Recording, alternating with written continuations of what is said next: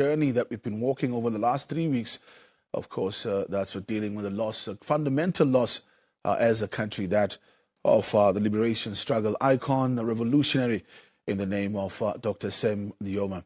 Well, today, of course, is the final farewell that we are bidding to him after the news and announcement of his passing. On February 8, 2025, Namibia was struck by the heartbreaking news of the passing of its founding president, Dr. Sam Nujoma, at the age of 95.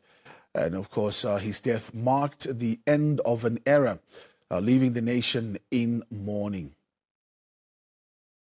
In honor of his legacy, the government declared a period of national mourning starting February 9, 2025.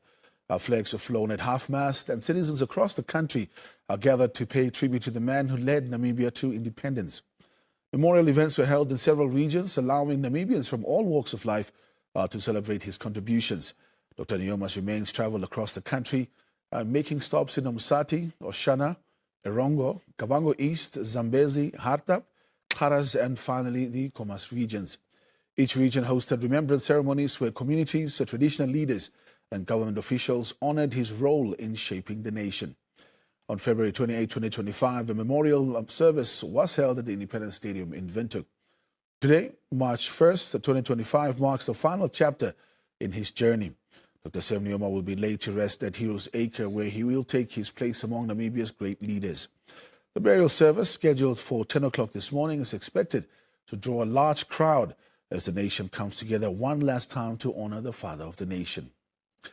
Kicking off this hour, we'll be engaging with author Tuafeni Wandingi, who was beautifully captured the life and leadership of Dr. Sam Nujoma in his anthology of poetry. We'll share more about his book and a certitude of determination, path to righteousness, and how it pays tribute to the founding president's sacrifices and unwavering love for Namibia. We'll also be joined telephonically by Excellency Linda Scott, Namibia's High Commissioner to the United Kingdom, with years of diplomatic service across multiple nations, to reflect on Dr. Sam Nujoma's global impact and how his leadership shaped Namibia's place in the world. That and more coming up, so stay with us.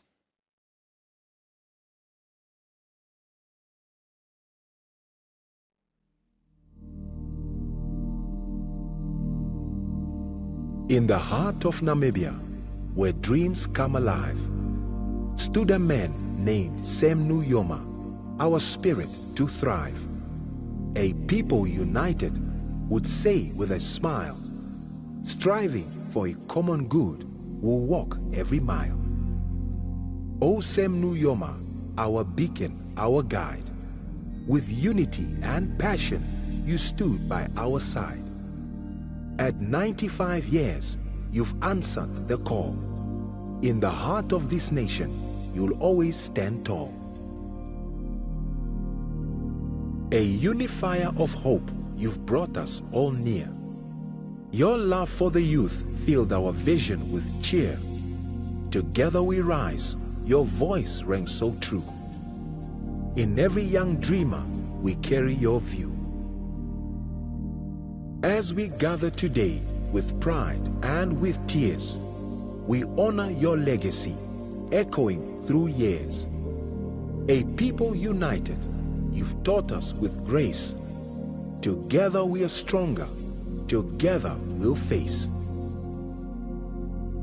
From the deserts to rivers, your spirit roams free. In the hearts of our people, your vision will be. With every step forward, your courage remains. We strive for the future, through joys and through pains. Rest now, dear leader, your battle is done. But your flame of freedom will forever outrun. In the hearts of your people, your legacy stays. Sam Nujoma, our hero, in countless bright ways.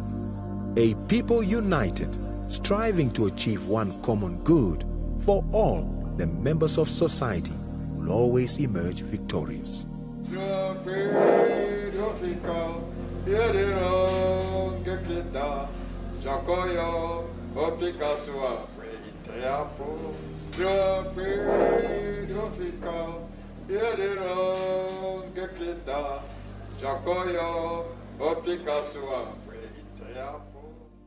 Namibia! You will be free! Namibia! You will be free!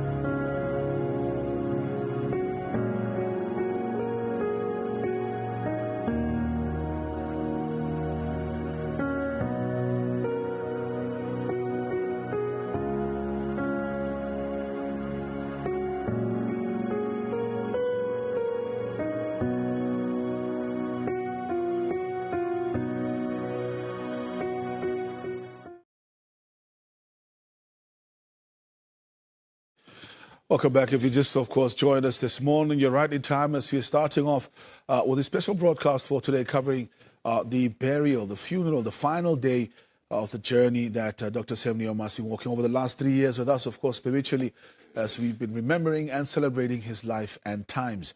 As we continue with the program, right now the gates are open at the Heroes Acre, where the public is, of course, expected to start trickling in right now as we speak. The official burial scheduled to start at 10 o'clock this morning. We know that we've got quite a number of international dignitaries that have come across the globe to come and pay their last respects to the founding father. That choir led yesterday at the memorial service by Angola's President, João Lourenço. We also saw Zimbabwe's President, Emmerson Mnangagwa, also delivering a message of tribute yesterday. Some in attendance, very, very close friend, Joseph Kabila, who was president of the Democratic Republic of Congo from 2001 until 2019. Of course, also here present, former President Thabo Mbeki, also in the country to come and pay last respects. Cuba has been a very, very close friend of Namibia during the liberation struggle, and they have sent a representative at the highest level of the legislature, the President of the National Assembly, or the People's National Assembly, Esteban Hernandez, to come and represent the Cuba government as well. So it's going to be quite a busy day for us this morning, but we're starting off with author Tuafeni Mwandingi, who wrote an anthology of poetry that features the amazing work of the late founding president, Dr. Nujoma, outlining his sacrifices, his leadership, and love for Namibia and his people.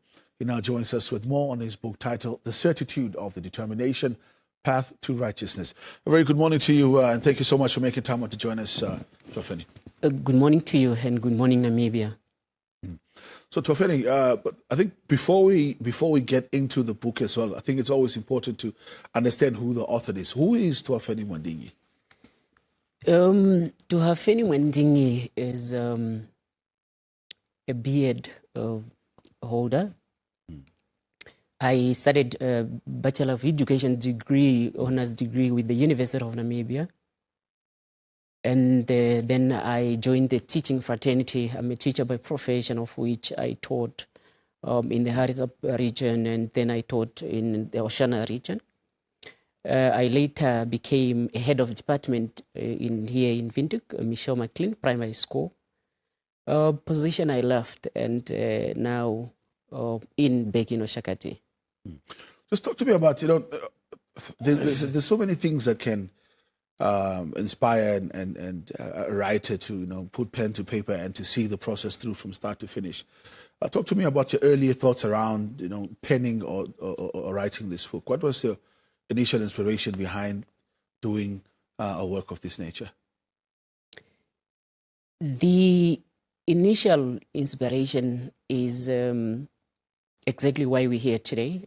It was all inspired by the late founding father, the late president and the father of the Namibian nation, the late president, Dr. Nujoma, because I have been inspired by his leadership, and basically the book started with his poem.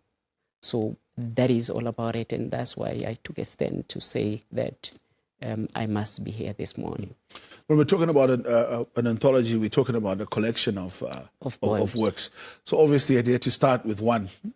Talk to us about that initial work, or the first poem that you put together that said, okay, look, perhaps I need to add a collection to this. The first poem was that of the founding president, titled The Founding Father, that I wrote when I was still in high school. Because his inspiration covered me or took me at a very young age, which is why already when I was in high school, I took a pen and I started writing, and that poem was titled The Founding Father. And after that, I continued when I was at the university, and later I came up with a book. Talk to us about the title of the book. It's sort of, I see it's a two-folded title that you're using here. First part, of course, certitude of the determination and the right, a path to righteousness. Talk to us about the title and what was the thinking behind the title. The certitude of the determination is a book I wrote, and is indeed a collection of enticing poems. That are tailor-made to assist scholars harvest the maximum love for literature, and also guide our people on the journey of life in shaping the behavioral traits of our people, especially our young and young adults and teenagers. So the title itself, the certitude of a determination, implies the assurance of willpower.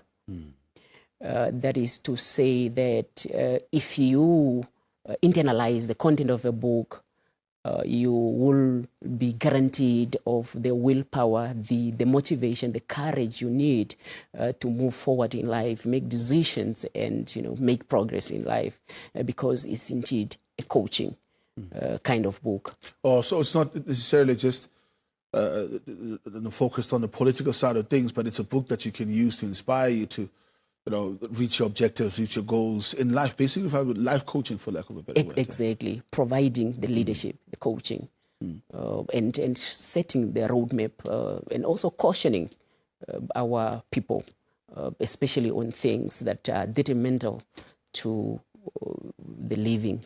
Or to life in general. There's another aspect that you're also covering with the second part of the title of the book, Path to Righteousness. Talk to us about that. That is to say that through following this book, you can rest assured that you will acquire good moral values, because it provides the kind of good moral, how people are supposed to behave, and be good and productive people in society with high sense of determination, good behavior, and all that. Of course, in terms of the availability of the book, where can Namibians get a hold of the book? Is it already public, ready now for the market? Yes, the book was published 2017, and it was launched 2018 by the founding dean of Ngwediva's engineering campus of the University of Namibia, the late Prof.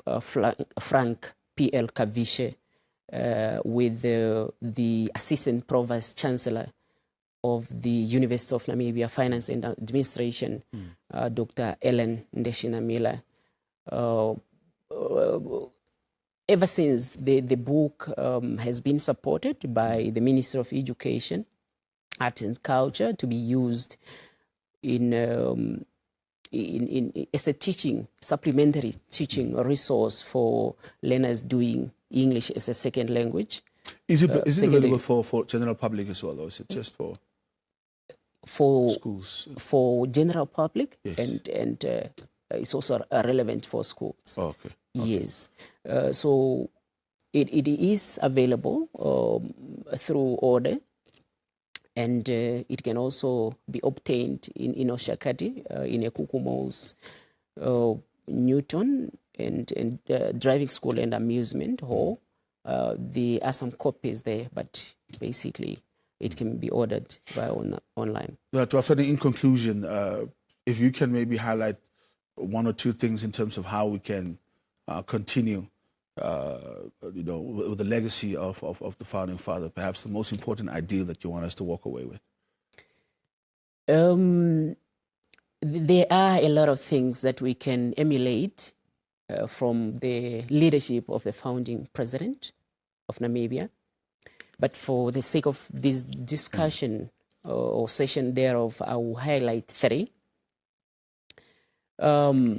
Especially for leaders who are supposed to move forward with their leadership, I would say that you need to put the interests of your people first before one's own. Sam Nujoma, our late president, Sam Nujoma, did exactly that. He loved us. He loved Namibia.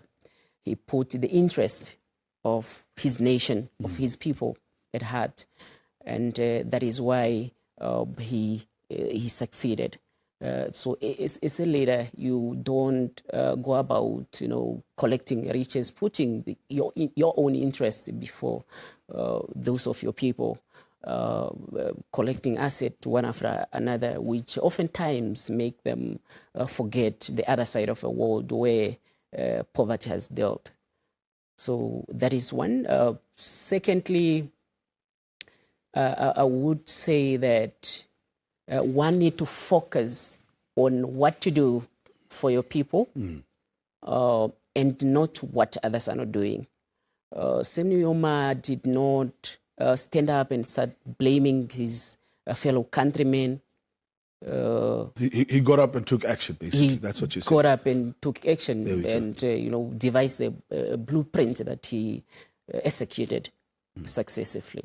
Tuafeni, thank you so much for making time out to join us this morning. Thank you so much for having me. I appreciate it. Tuafeni Mandingi, author of Certitude to the Determination, Path to Righteousness, talking to us about his anthology of poetry. We'll come back. We continue with more.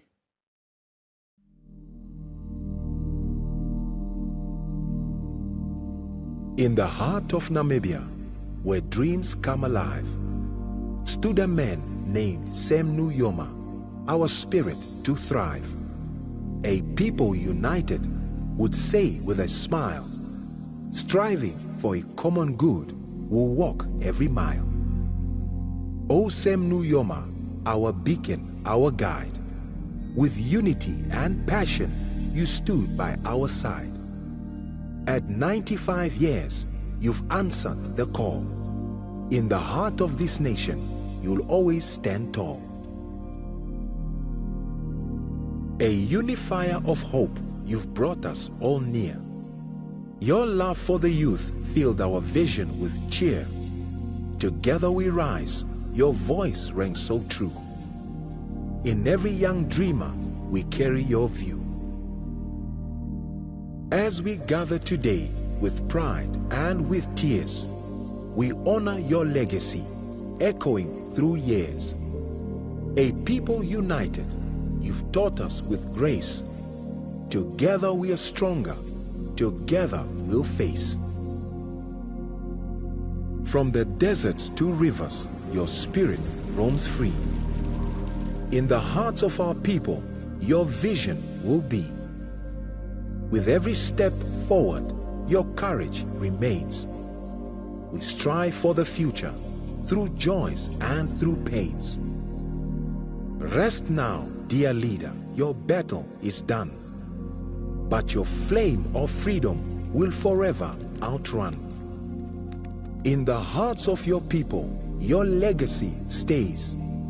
Sam Nujoma, our hero in countless bright ways.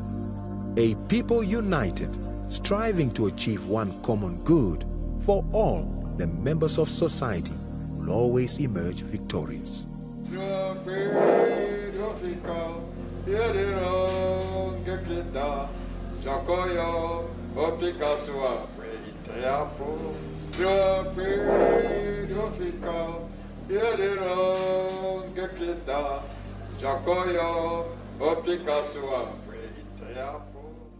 Namibia, will be free. Namibia, will be free.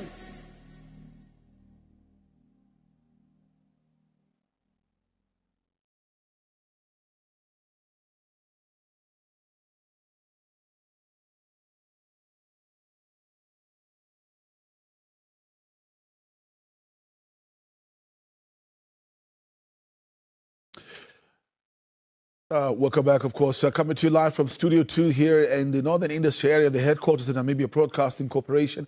Just one of but three of locations that we'll be broadcasting from to bring you the official burial service today. Of course, now we're starting off here in studio. We know at the Independence Stadium is where the casket is currently laying in state.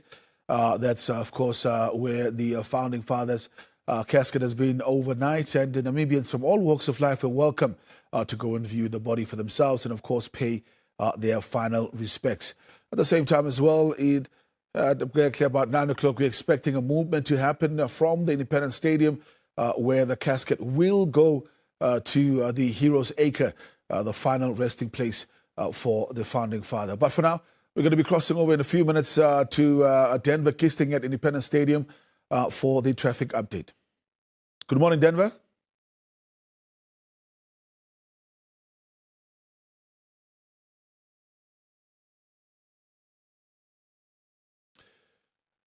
Well, we're getting ready, of course, to cross over to Denver Kisting. That's in a few seconds from now. But, of course, immediately after that, we will be chatting with Her Excellency High Commissioner Linda Scott, just to reflect a little bit on the diplomatic roles over the years as well. As we know, much of Namibia's fight for independence happened on three different fronts, not outside of the military front as well, that was led by the People's Liberation Army of Namibia. We know that there was quite a huge contingency out there, including Dr. Sam Nujoma, that lobbied for Namibia's independence at international fora, getting, of course, buy-in from multilateral organizations as well as different governments globally for the recognition of that self-determination of the Namibian people. When we come back after the break, we'll be crossing over to the Independence Stadium. Stay with us.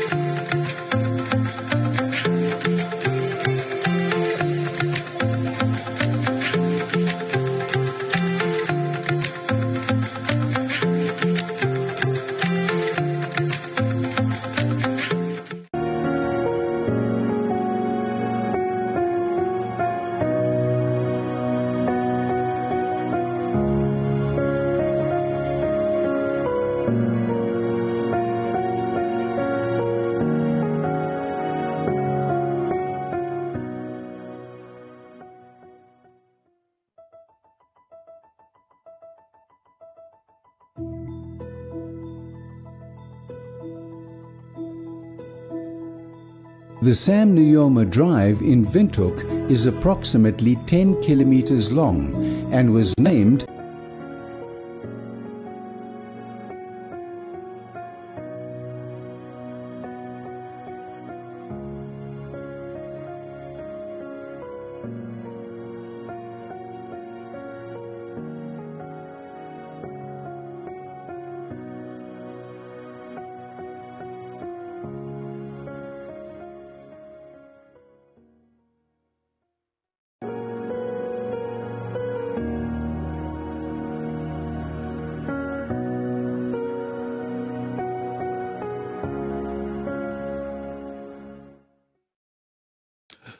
Oh, it's time for us to quickly cross over to the Independence Stadium where Denver Kisting is standing by to bring us the traffic report for this morning. Good morning, Denver.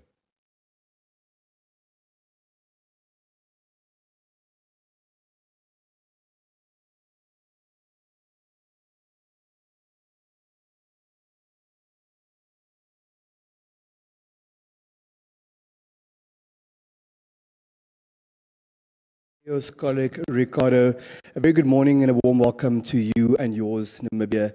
My name is Denvik Sting. We're coming to you live from the Independence Stadium in Rugby Street here in the Namibian capital. The Namibian nation is preparing to take its founding president and father of the Namibian nation to his final resting place during the course of this morning, Saturday, 1 March 2025.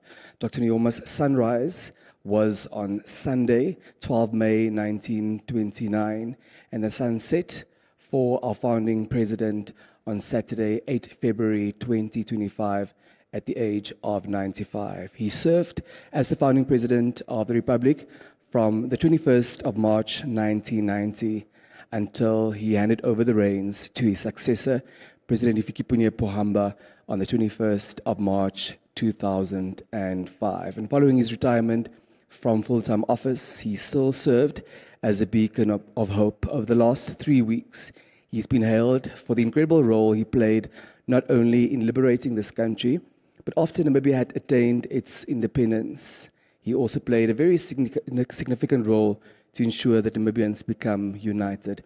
Now, following the official memorial service that took place yesterday, 28 February 2025, here at the Independence Stadium, Dr. Nujoma's body was lying in state, and those Namibians who've not had the opportunity or wish to do so for a second, for a third, for a last time, still have the opportunity to come say goodbye to Namibia's hero, our founding president, the father of the Namibian nation. The procession is expected to leave the Independence Stadium at about 9 o'clock this morning, of course, under the guidance, under the curatorship of the Namibian Defence Force that has the mandate, that has the responsibility. They are seized with a state funeral. Dr. Nangolo Mbumba, Namibia's fourth president, had accorded hero status to President Nujoma, and as a result, a state funeral was indeed also accorded, and he will be laid to rest later today at the Heroes Acre on the outskirts of the Namibian capital. A number of choirs also performed during the course of the night here at Independence Stadium, and there has been a steady stream of Namibians still arriving at the stadium to say their final goodbyes to Namibia's liberation hero, Dr. Sam Shafishuna Nujoma. Our understanding is, from the perspective of law enforcement, that we have been conducting ourselves in a manner that is appropriate for this occasion to give a dignified, a respectful send-off to our hero. But to help us understand what is expected from us, especially today on this last leg of the journey, we are honored to be joined this morning by Superintendent Marceline Murapo from the Windhoek City Police's Public Relations and Community Policing Section. Moro Kenny, Superintendent. Moro. How are you doing? I'm doing very well, thank you. How are you? Under the circumstances, I'm doing well too, thank you. It's been barely a year since we were at exactly the same location. You and I also speaking about the road and traffic conditions, but also the conduct of Namibians and what it is that we need to do, what it is that we should refrain from doing. At that occasion, Superintendent, we were preparing to take Namibia's third president, Dr. Hage Geingob, to his final resting place, also at the Heroes Acre on the outskirts of the Namibian capital. And 1 year later, we now have to get ready. We have to prepare ourselves to say goodbye, finally, for the very last time, with heavy hearts, to Namibia's founding president and the father of the Namibian nation. Before we get into the business of this morning and what your expectations are from law enforcement's perspective, talk to us about how we behaved ourselves yesterday at the official memorial service and whether you were happy with the proceedings. Yes, from the law enforcement side, as a supportive side of the police supporting the military in this exercise, I believe that members, especially those that were deployed around the venue, behaved well. Members of the public also behaved well, because we did not receive any report or incident where maybe a minor child got lost, like as it happened previously, or any theft of motor vehicle, unless it did not reach our office yet. And also you could see along our roads, our officers are deployed accordingly almost at every road that they were deployed well. The roads that led to the Independence Stadium, assisting with the traffic flow and crowd control. You could also see in front or at the entrance, the officers were there assisting the public member, guiding. So there was no chaos.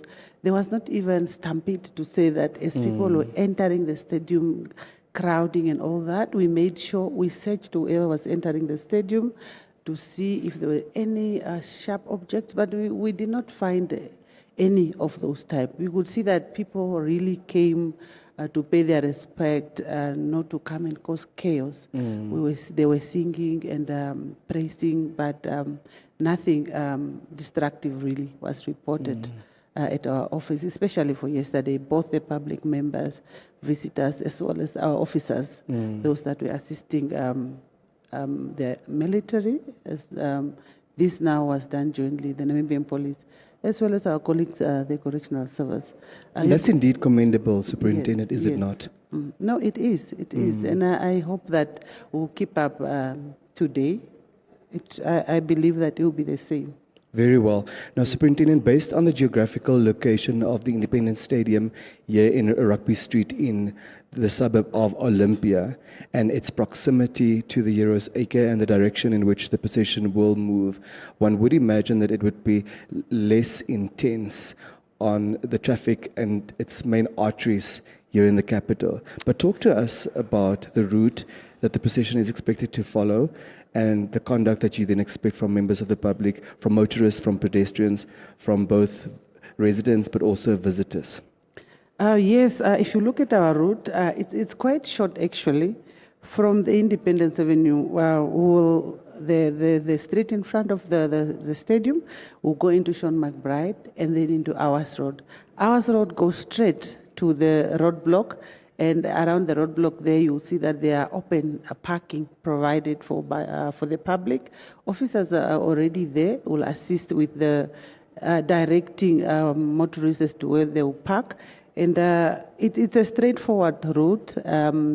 I just want to mention that although we are having this straightforward route, we still have our intersections that are currently malfunctional.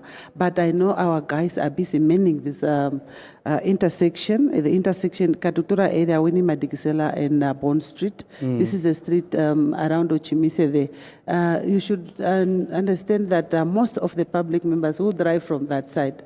As much as the event is on the southern side of the city, we still have to take control of the roads from the western side to the southern side. And as we speak in Winnie Madikisela Mandela, in front of Ramatex, there is a serious accident there with obstruction. Our officer at the scene to assist to remove that obstruction, because you could see that those people, I think they wanted to come and view at the Independence Stadium before maybe they proceed to the memorial service. But then there was an obstruction. They are busy removing it. But then I was informed that one driver actually ran away from the scene. One who remained there seriously injured, but ambulance are there also attending to this particular individual. We just want to... What an unfortunate incident, Superintendent. Do we have an indication about any fatalities, injuries at this stage? No, at the moment there's no fatality, but very serious injuries on the other driver. I understand there's some, maybe to be specific, head injury, but the ambulance are there assisting the driver. Maybe as we speak now, they have already taken the driver to the hospital.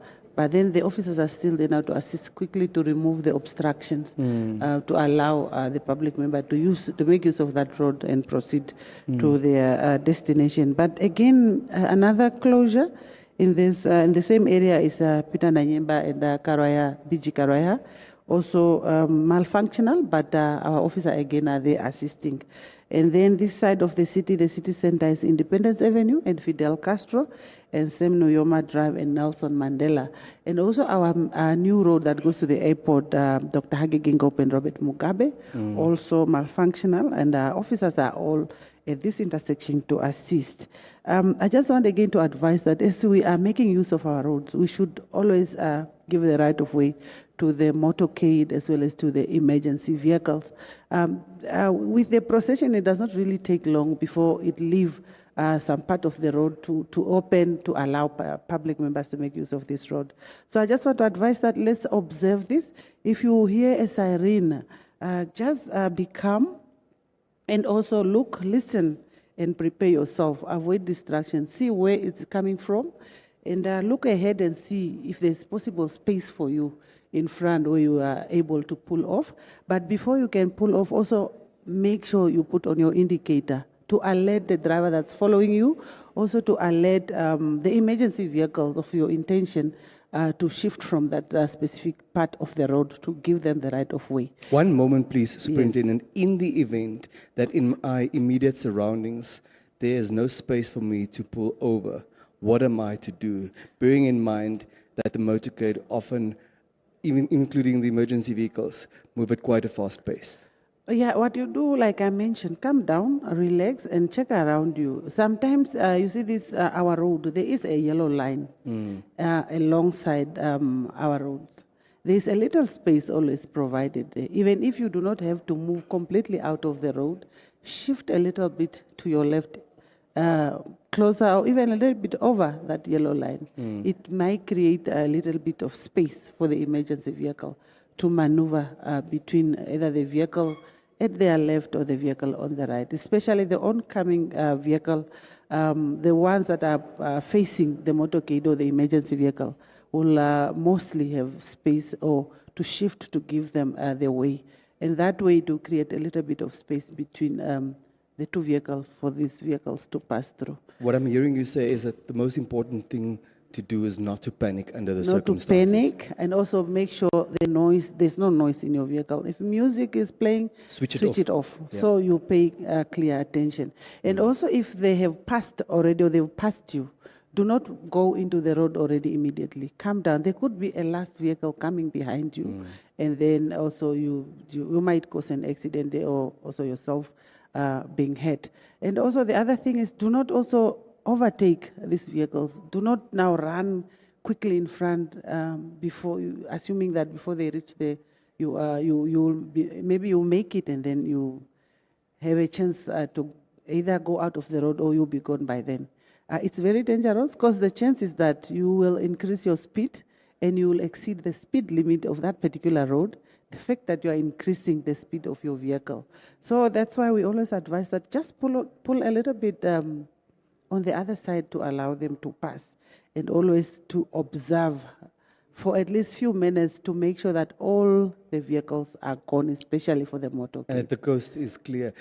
Superintendent, you did earlier say that one is allowed to park in the vicinity of the police roadblock, close to the Heroes Acre. Yeah. What we do find very often, and the same happened last year, because of the number of people showing up, because of the number of vehicles, that people started parking on the B1, on the main road. Yeah. And that poses a number of dangers. Talk to us about that. In the event that I don't find parking anywhere, are you advising me to go back home and watch the proceedings on NBC, or what is your advice? Like we learn from the past. We understand what happened last time, and we learn from there.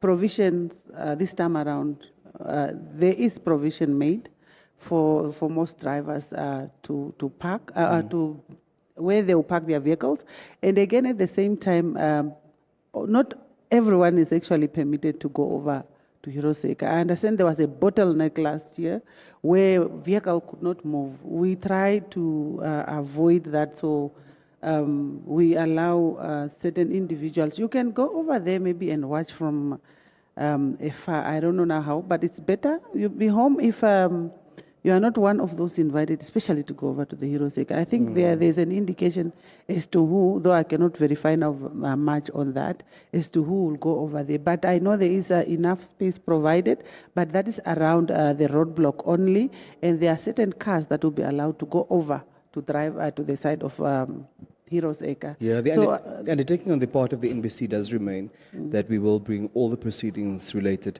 to the final send-off of our founding president live on all our platforms, being television, all our 11 radio stations, and of course online, particularly on the YouTube page of NBC Digital News in any case. And, you know, that is our service to the Namibian nation. Yeah, and also maybe to add on a bit, Denver, the very good thing also that side of the city is that we have our military base that side. We also have our roadblock. That's like a kind of a mobile police station. Any issue, any problem, contact us there by the mobile roadblock. Police officer will be all over, will be visible. We are in our uniform. Approach them if there's any problem or you are struggling, you don't know where to park. But I know before, in terms of parking, before you go wherever that, you will even not struggle, because as you approach them, they already direct you or advise you as to which side or way you must go. Yes. As we're approaching the end of our conversation this morning, Superintendent, do you have any final message for the day? Yes, the final message is just to advise parents. I will advise that we leave the minor children at home, especially if possible, if there are elders to supervise them. And also, if possible, let's just stay home and watch, because the space is limited at the Heroes Acre.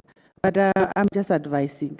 And also at the same time, let's not leave our valuable on the plain side.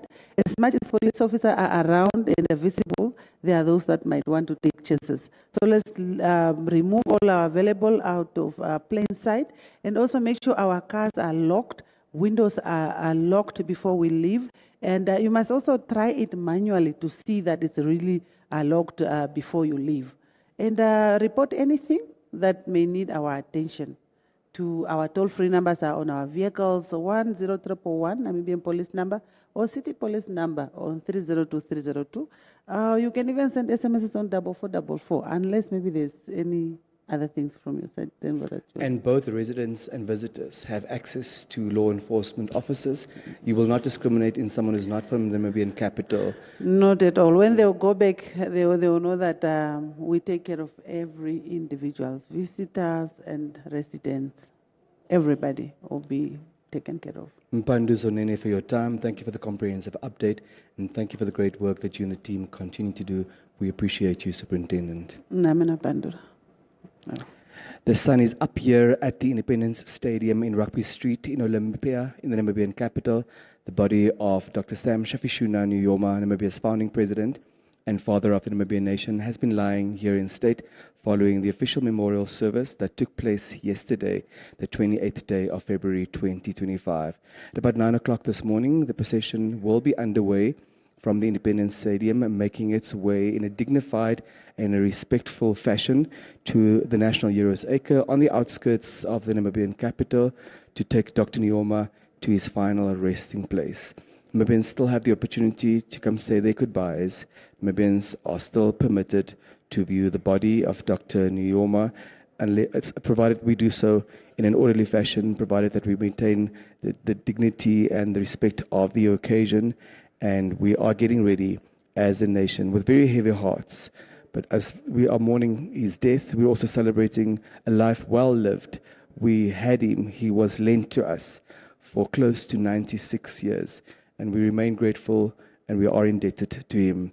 That is the founding president and the father of the Namibian nation, born on 12 May 1929 and passed away at the age of 95 on the 8th of February 2025. Laid to rest today, 1 March 2025.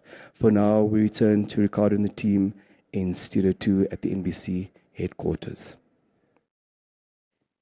Thank you very much, Denver. Denver Kisting there, coming to us live from the Independence Stadium. As you can see some of the visuals, of course, they're on the left-hand side of your screen. That's the casket of the founding father.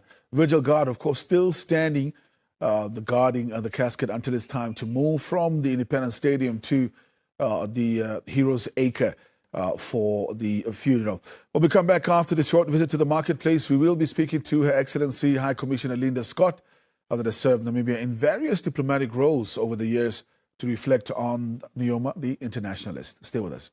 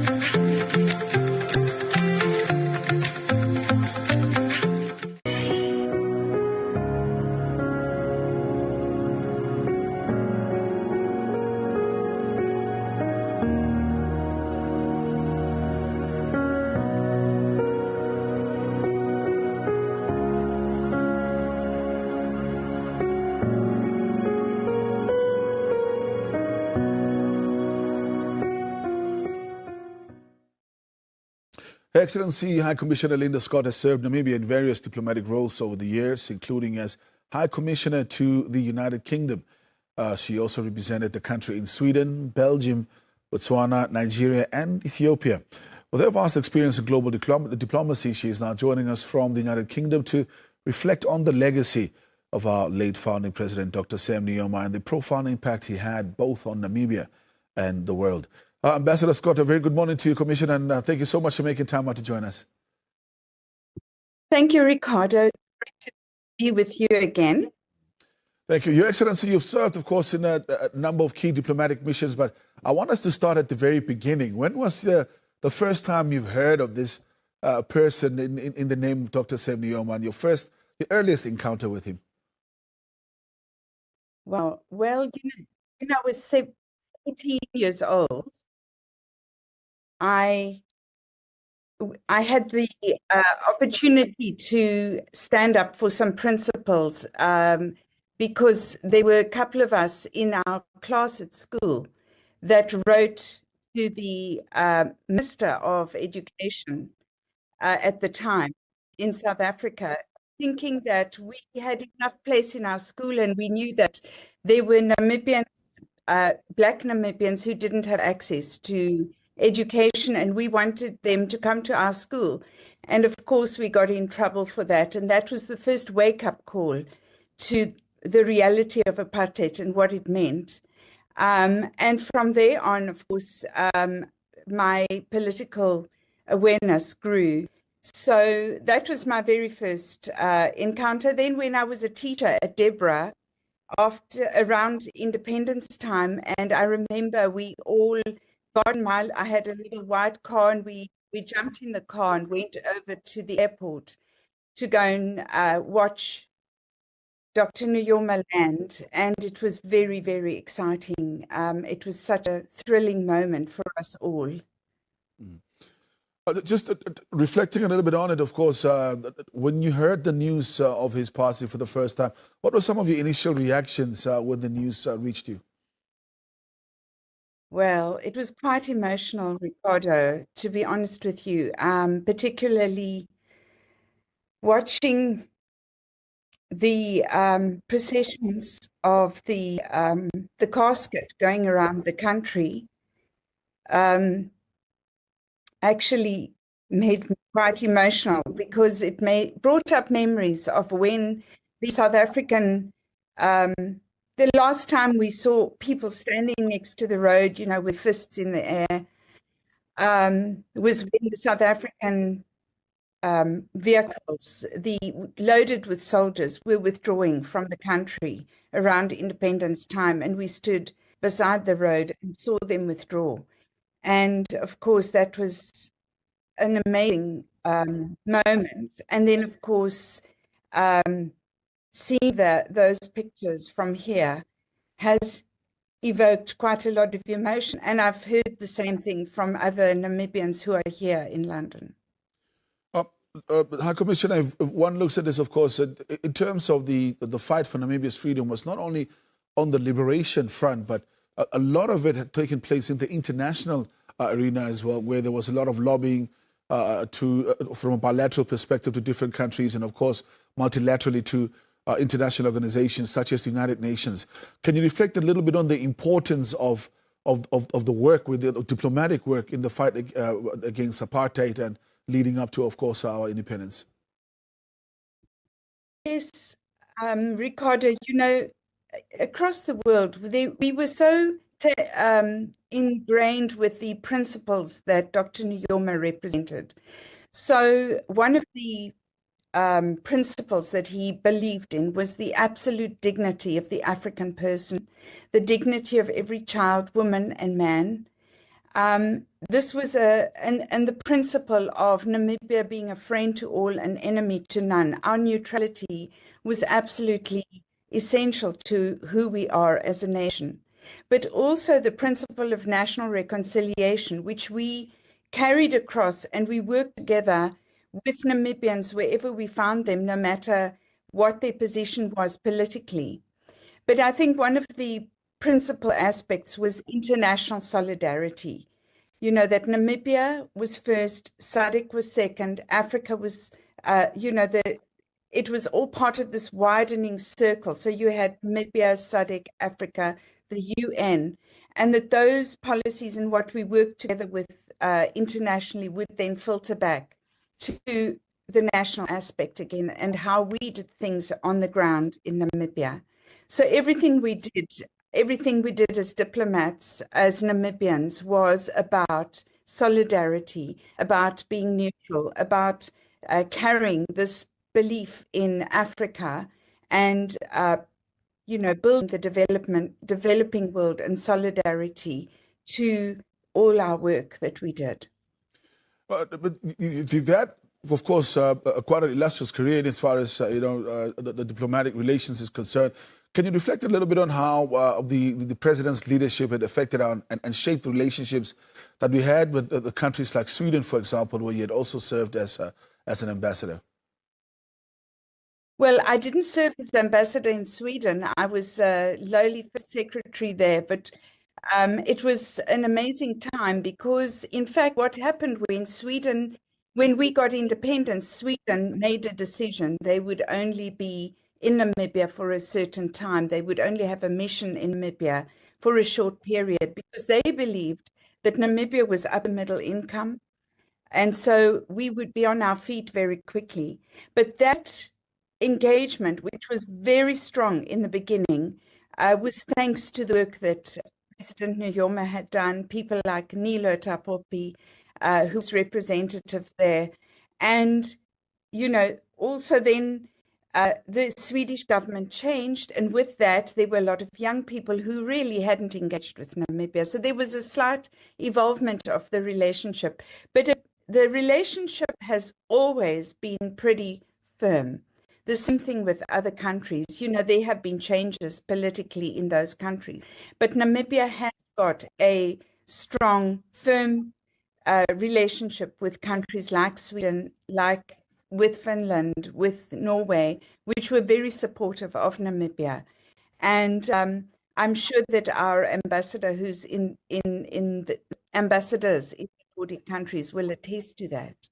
But the bottom line is that it was thanks to the work that President Nujoma did when he was, advocating for our independence, that we have these firm relations and that we are seen as a firm and solid partner in all ways.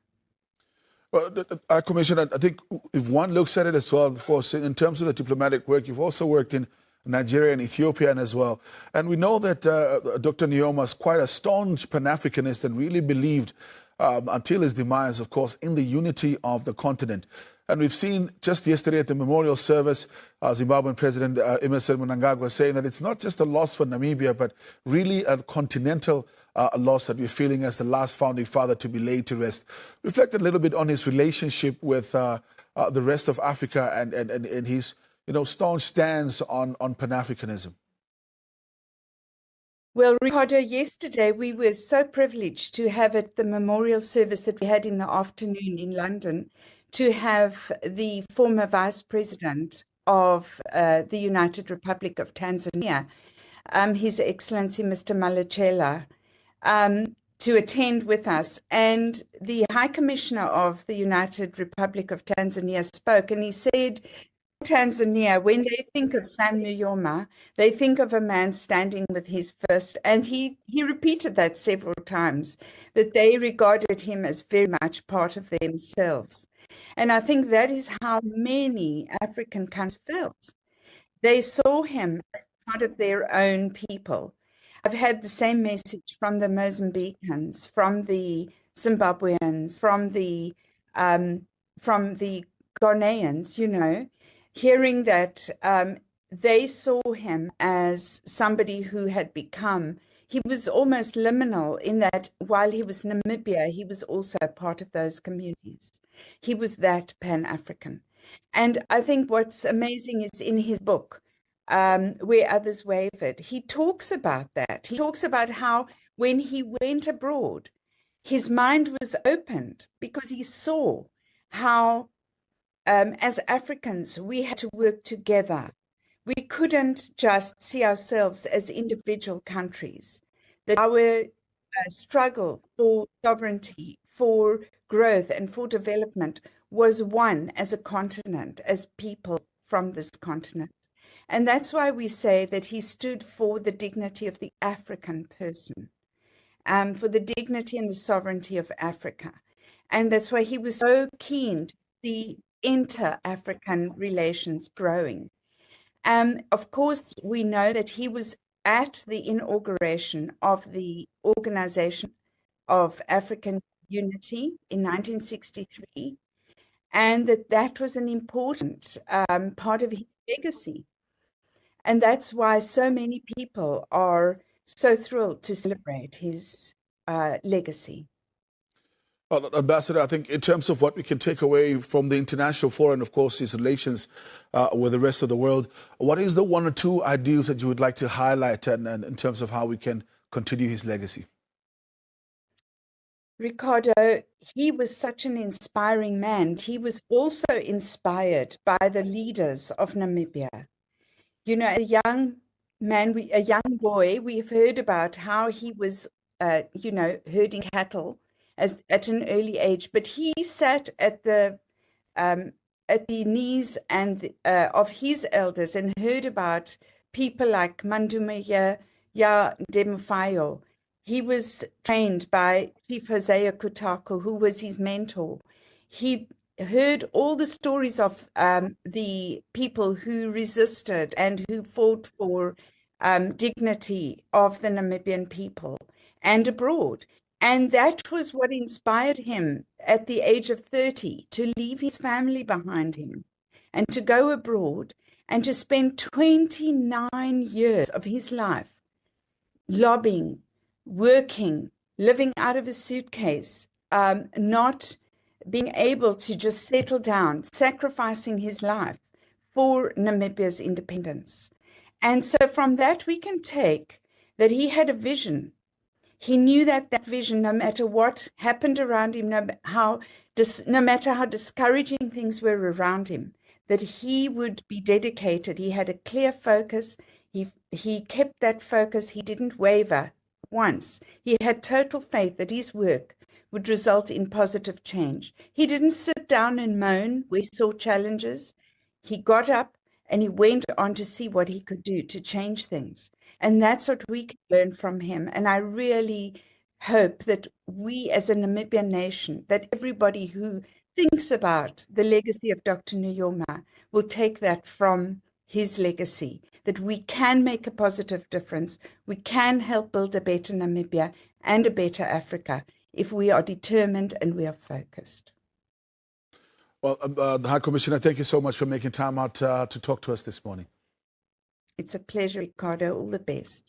Well, Namibia's High Commissioner to the United Kingdom, Ambassador Linda Scott, there speaking to us, just reflecting a little bit on the role that the President plays, of course, is standing within the diplomatic circles globally, both bilateral and with multilateral organizations. If you remember correctly, of course, President Hage Geingob always saying that Namibia is a child of international solidarity because of the amount of lobbying and support that we had received in the international fora during the fight against apartheid. Talking about that as well, when we come back, we're going to continue along the similar lines as we speak to the Palestinian ambassador to Namibia, Her Excellency Hanan Gerard, after the break. Stay with us.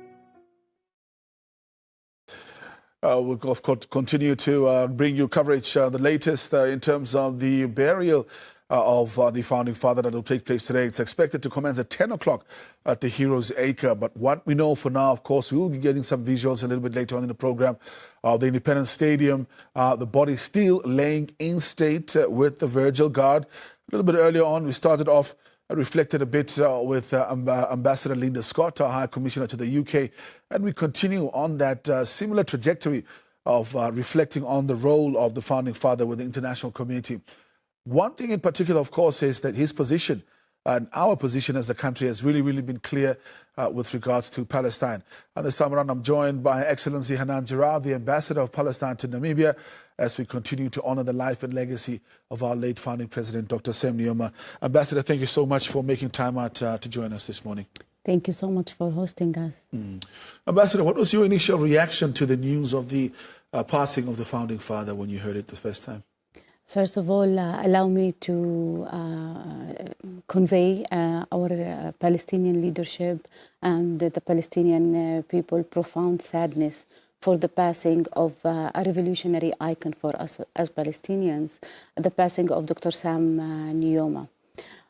As a person, on personal level, you know, as Palestinian, I was born and I was raised and I grew up in a very abnormal situation under the Israeli occupation in the context of an apartheid regime that is very similar to the context the African continent, especially Namibia and South Africa, were in. So my father was always giving a profound importance for the political education. We have to be aware, all Palestinians, it's in their DNA that we need to know who supports us, who's leading the revolutions around the world. And Dr. Sam Nujoma was among those revolutionary figures who were taught about since early ages. I remember maybe I was like only 10 years when I realized that Sam Nujoma, Nelson Mandela, and Nehru, many other revolutionary Africans, I would say that Pan-Africanists and internationalists at that time, if we in Palestine that are thousands of kilometers far away from Namibia and the African continent knew about them, it means that they were ahead of their mindset and in their actions, and that's why we knew about them. Let's just reflect, I think, on the importance just of this international solidarity and support of countries for each other. Our former president, Hage Geingob, always used to say that we are a child of international solidarity. Our independence was not brought by itself. Just reflect a little bit on the importance of that kind of support amongst countries during your fight for self-determination. Also, Palestine is enjoying a lot of international support, especially now that I'm coming from the midst or from the heart of an ongoing genocide against our people for more than 15 months. Definitely, international solidarity is a pillar in supporting nations and in supporting countries, especially people who are under oppression and aggression. And this is a message I really want to convey to the African youngsters, because I always, nowadays, I am as an ambassador here in South Africa and many other African countries, I always hear the youngsters say, like, but what we get in return, what we get in supporting like the Palestinian cause or any other cause or people under oppression. We always have to remember, we always have to educate our youngsters that it is the international solidarity who brought independence to this country and to the African continent. We always have to remember that, of course, in addition to many other factors like resistance, armed resistance, and so on, but we always have to remember that in the 50s, 60s, 70s, when the African continent was colonized, was merely colonies, it is the international solidarity and support by the Cubans, by Palestinians, by East Europe. It is the international solidarity that brought these countries to bring down the apartheid and to be the independent states and countries that we see today. And I would say that African leaders like Nujoma, like Nelson Mandela and others, this is what I remember now, and others also, they were Pan-Africanists, they were internationalists even before being an internationalist, sexy or fashionable or trendy, or even before it's being a political discourse. And this is the philosophy, the importance of understanding this and honoring this legacy that they left for us. In terms of your fight for liberation, I think, and self-determination going forward as well, what are some of the ideals that you can take from, or values that you can take from Dr. Sam Nujoma and how he did his work in order to aid the work that you're currently doing? Always think about others. Always put yourself in the shoes of others. Always believe that the cause of the oppressed people is also your cause. And this is what brings people together. These revolutionary mindsets who can support each other. Always, always put yourself in the shoes of others. Always think about the other people like your people and act accordingly. I do believe that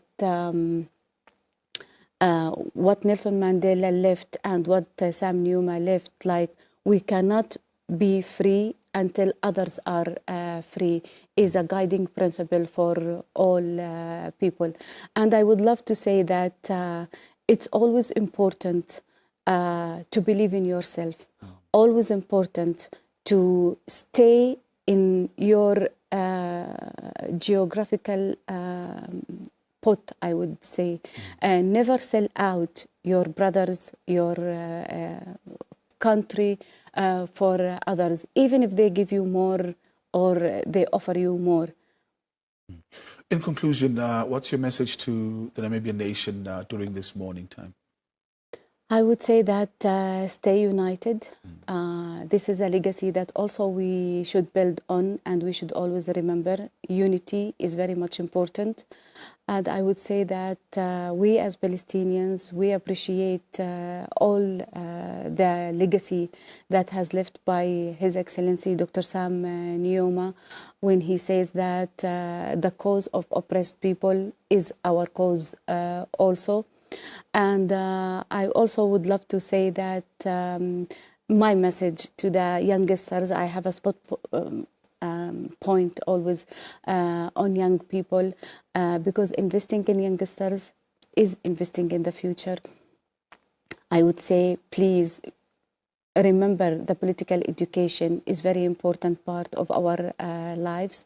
Don't be misled by all what you hear or what you see in these social platforms, because sometimes not everything that is shine is gold.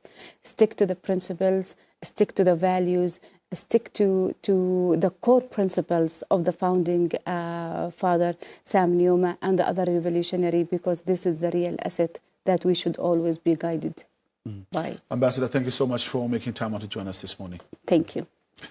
As Palestinian Ambassador to Namibia, Hanan Girard, speaking to us this morning and reflecting, I think, on the common challenges and the fight for self-determination, and how the founding fathers, not only Sam Nujoma, but the likes of the late Nelson Mandela, has continued to influence the fight for self-determination in that part of the world as well.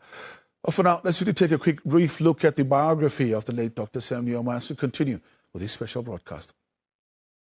Sam Safishuna Nujoma was born on the 12th of May, 1929, at a Tunda village in the Msati region, to Daniel Utoni Nujoma and Pingana Kondombolo. Nujoma started his formal schooling at the age of 10 in 1939. He completed his Standard 6 at the Okahau Finnish Mission School in 1946. Whereafter he moved to the coastal town of Walvis Bay, where at the age of 17 he started his first job in a general store. In Walvis Bay, he got exposed to the world of politics after meeting soldiers from Argentina, Norway, and other parts of Europe who were posted during the World War II. In 1949, Nujoma moved to Windhoek, where he worked for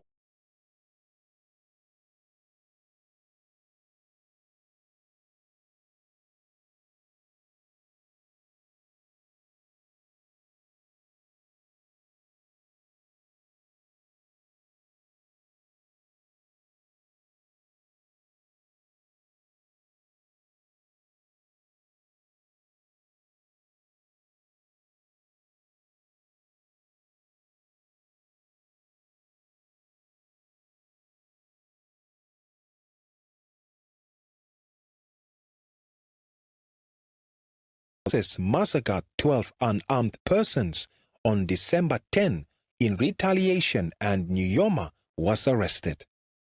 With a deep passion for politics and a yearning to see his people free from apartheid laws, Nujoma resigned from the South African Railways in 1957 at the age of 29 to devote his time to freeing Namibia from the colonial yoke. In 1959, he was elected leader of the Ovambo People's Organization, OPO, and petitioned the UN in the late 50s together with prominent heroes such as Chief Hosea Kutako, Samuel Vetboy, Theophilus Hamutumbangela, Toivoya Toivo, and others for Southwest Africa to be placed under UN trusteeship.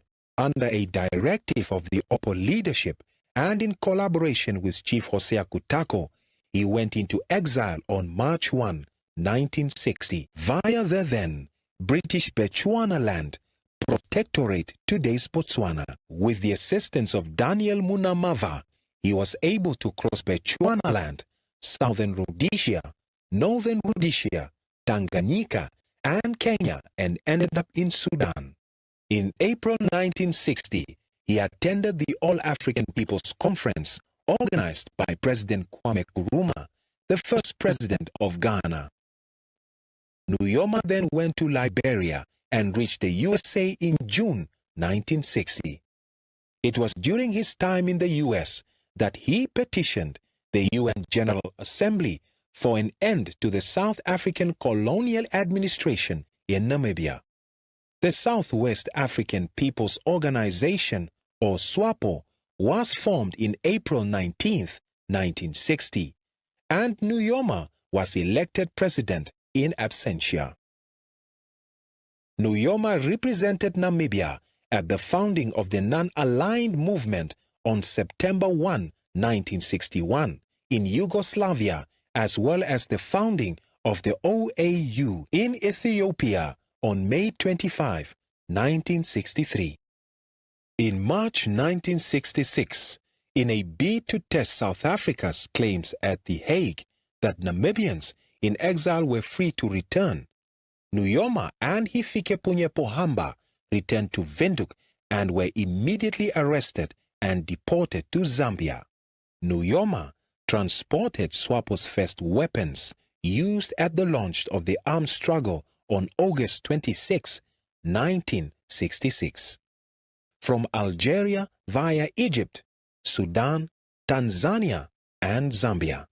The day became known as the first day of Namibian War of Independence, as it marked the beginning of the armed struggle against the South African occupation of Namibia. Since Namibia's independence, August 26 has been commemorated annually as Heroes' Day. In 1971, Nujoma became the first leader of an African nationalist movement to address the UN Security Council in New York, leading to the UN General Assembly passing a resolution on an authentic representation of the Namibian people. In 1977 to 1978, Nujoma led the SWAPO team in talks with the Western Five Contact Group and South Africa on the one hand, and the frontline states, Nigeria and SWAPO on the other, culminating in the adoption of the UN Security Council Resolution 435. On March 19, 1989, a ceasefire agreement was signed following South Africa's defeat at Kwitokanavale that paved the way for the UN-supervised election in which Namibians could, for the first time, decide on their future. In Namibia's first democratic elections, SWAPO won the elections with a majority, and Nujoma became the first president of an independent Namibia on March 21, 1990.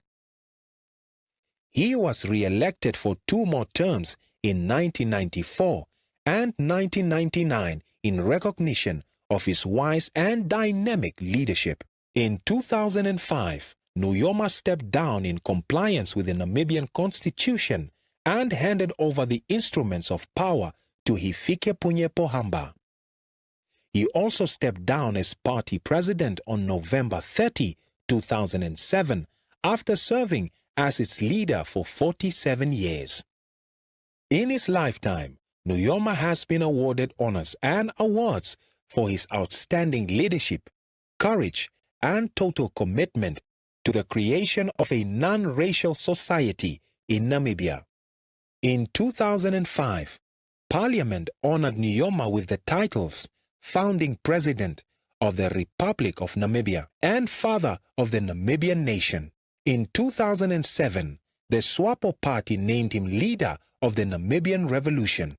Nujoma died at the age of 95 in Lady Pohamba Private Hospital in Windhoek, Namibia.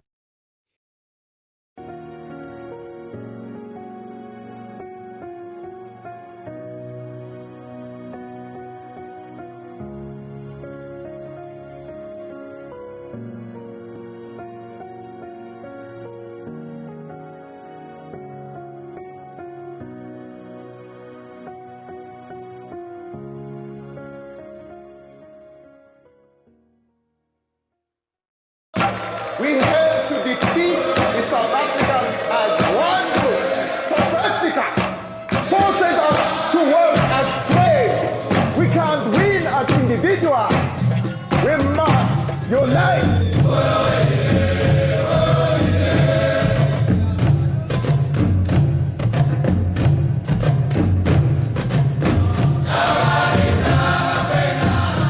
We are still not free in our own land. Don't get caught!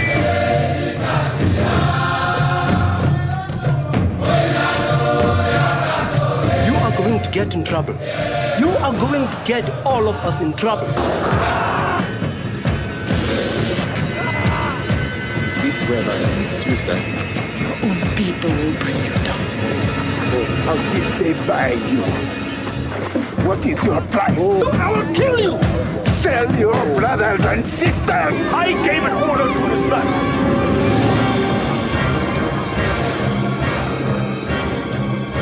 Our people have been arguing our case in the UN since it came into being. We've taken a long road. And occupying our land will cost them in the end. We can make life tough for you. I'm used to that. No, not this time. We are dealing with terrorists here. Our refugee camp in Kasinga was attacked by South African troops. Over 700 people, women and children, were killed. We gave you a common language, built cities. We built this country. I want the war to end, and I want freedom. Nobody likes this. I am thinking of Namibians and their rights to exist. The whole world is watching. You are on trial.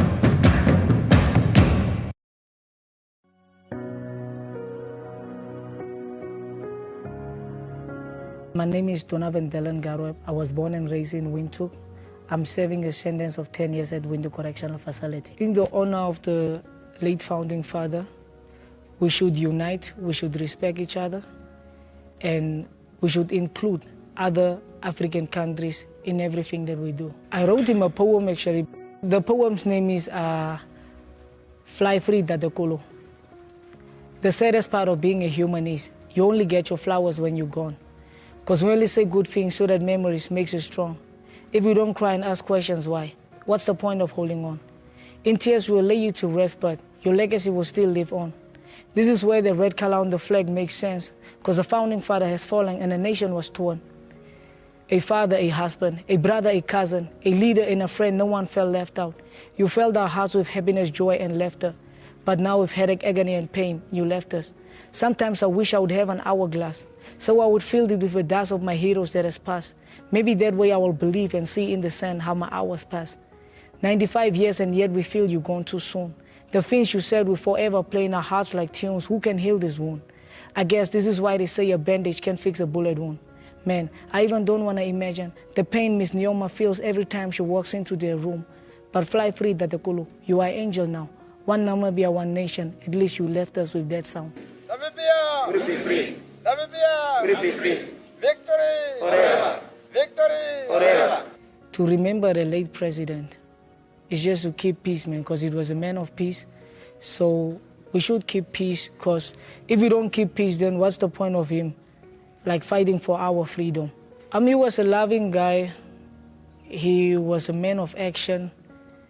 And I think that Ekulu was overprotective about his nation, because the things that he spoke, like, if anyone tries to take over our country, we'll smash them. It always gets to me, because that you can see that he's a father that cares for his nation, and he will do whatever it takes to keep his people safe. We should be happy, we should be glad that we had someone like Dr. Sam Nujoma that fought for our country, and the ones that was close to them, don't let his footsteps be wiped away. Let's keep on in his footsteps and let's do what he taught us to do. And even in his grave, he would be proud of us if we just unite and keep peace and respect one another.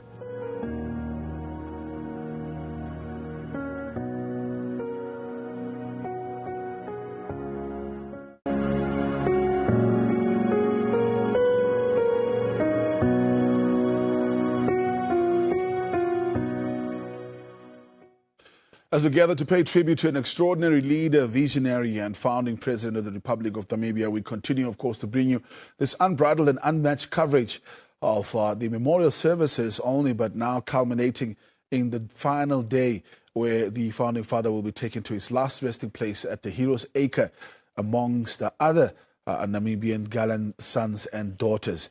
Now, as you know, over the last 3 weeks, we have been spending quite a lot of time with the head of public relations at the Namibia Defence Force, Colonel Shalumbu. He now joins me in studio once again, as he'll be taking us through the proceedings from a military perspective in terms of how the former Commander-in-Chief of the Namibian Defence Force and Commander of the People's Liberation Army of Namibia plan would be laid to rest a little later on. Colonel, thank you so much for making time out to join us this morning.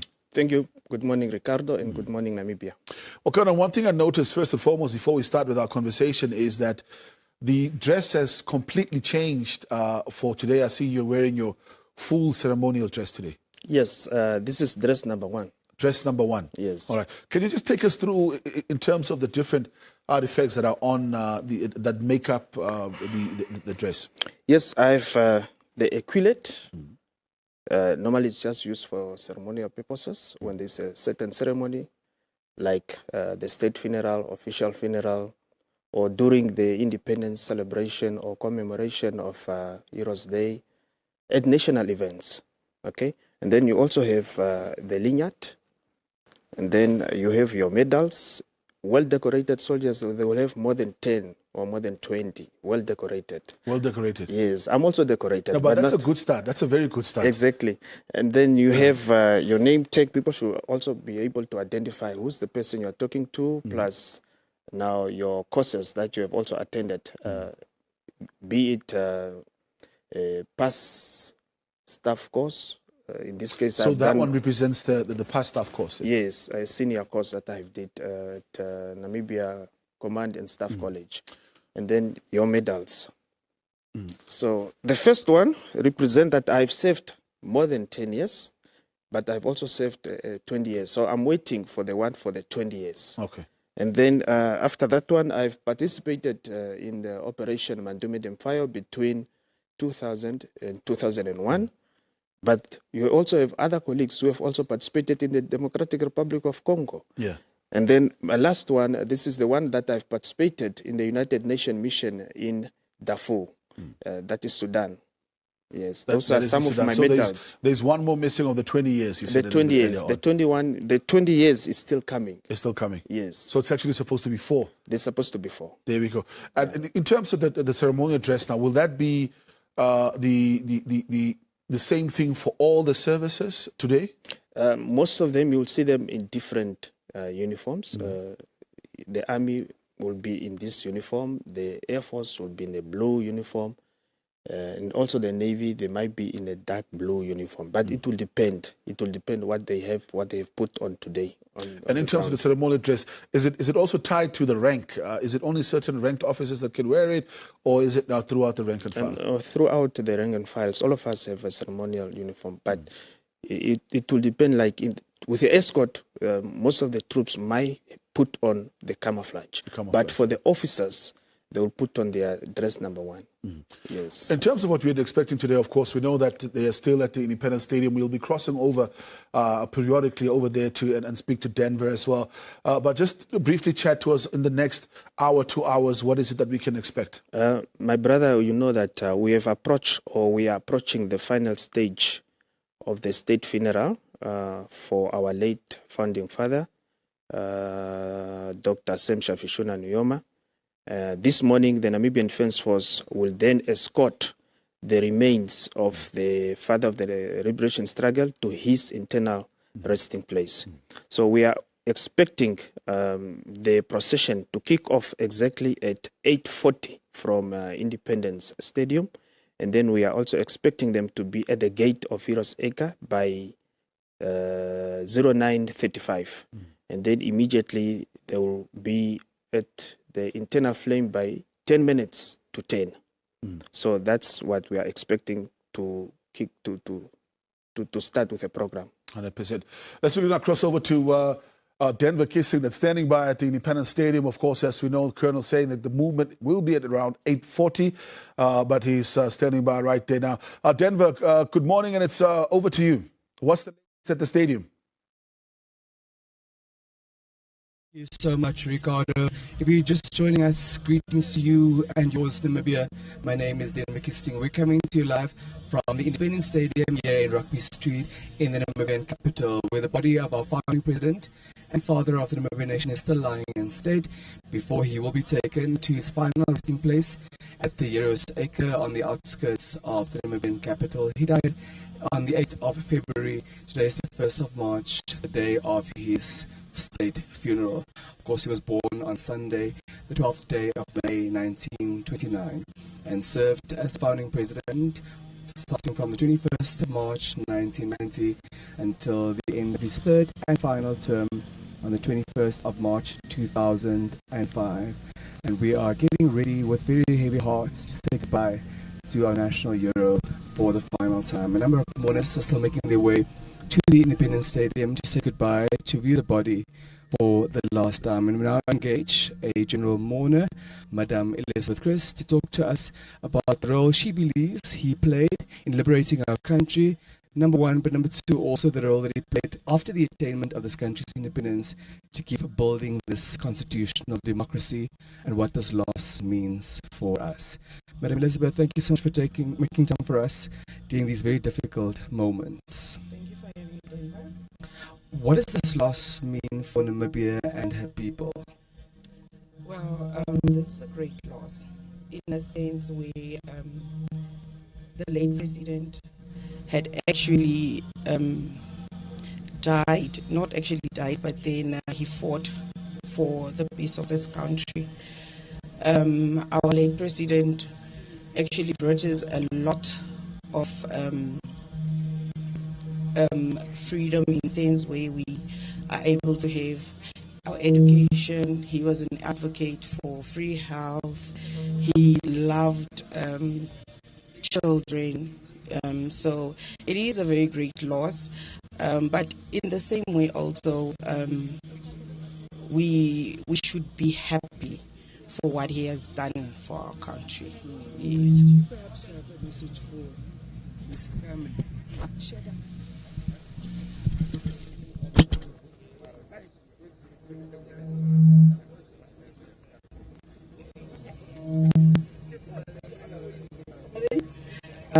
I would like to tell them to continue the legacy of our late president. May they continue to unite one another as a family and to also unite us, you know, as a whole country, and for them to be strong and to stay and to maintain in peace. Madam Chris, I want us to take a slight step back. How old were you when you first heard the name Sam Nujoma, and how did you come to learn of the existence of this man? I'll probably say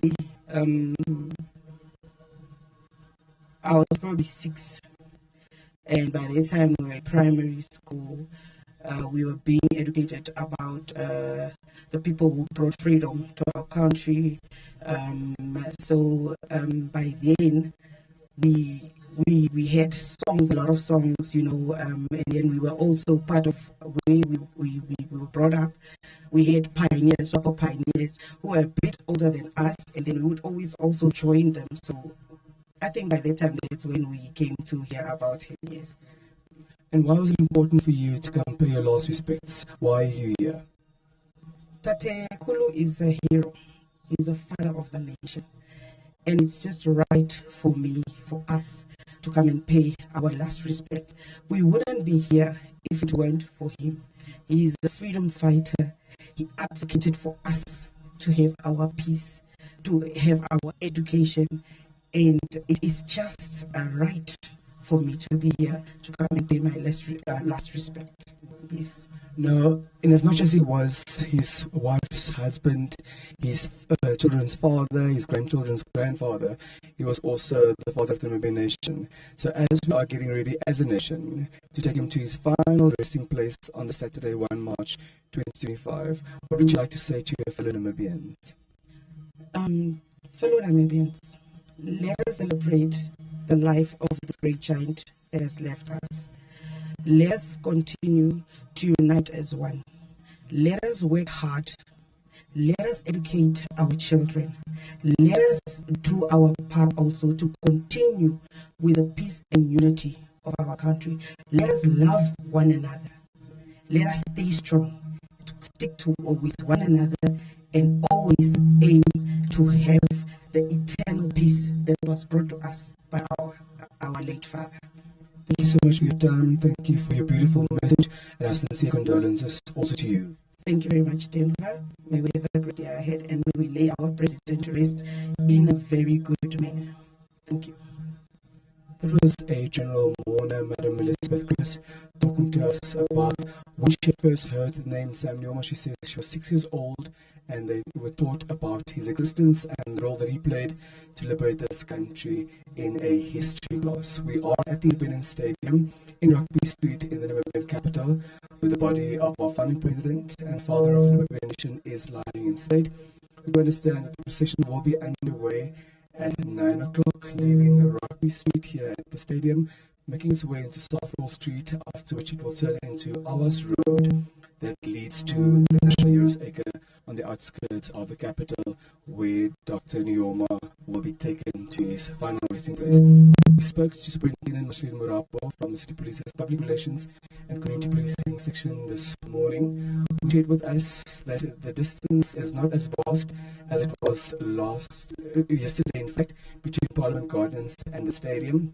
But Namibians need to honour the proceedings, and if we can avoid the route, we must try our best to do so.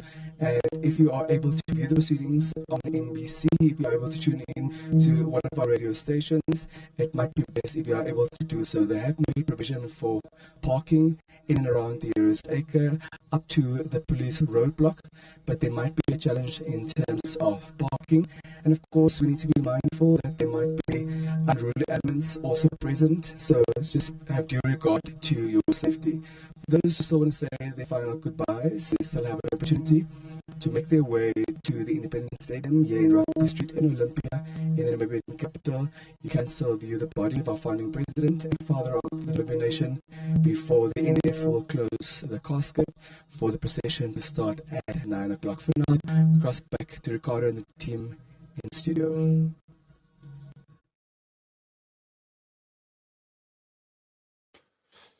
We continue, of course, the beauty of technology, always getting updates as things are unfolding there as well. So that's Denver. Kirsten coming to us from Independence Stadium. We're going to be crossing over to him right before we head back, of course, and at 8:40 move to the Heroes Acre, when the procession will be led from Rugby Street all the way until the Heroes Acre. Expected to arrive there at about 9:35. And at 9:35, there's some activities that take place, particularly from the beginning of the road leading up to the Heroes Acre. But Colonel Shilumbu will explain that to us a little bit later on in the program. Now, as we gather to pay tribute to an extraordinary leader, visionary and founding president of Namibia, we remember Dr. Sam Nuyoma's legacy as one of unwavering commitment to freedom, equality and the independence of our country. Now, his dedication to liberation of the Namibian people and the prosperity of the nation has left an indelible mark on the history of our country and the world.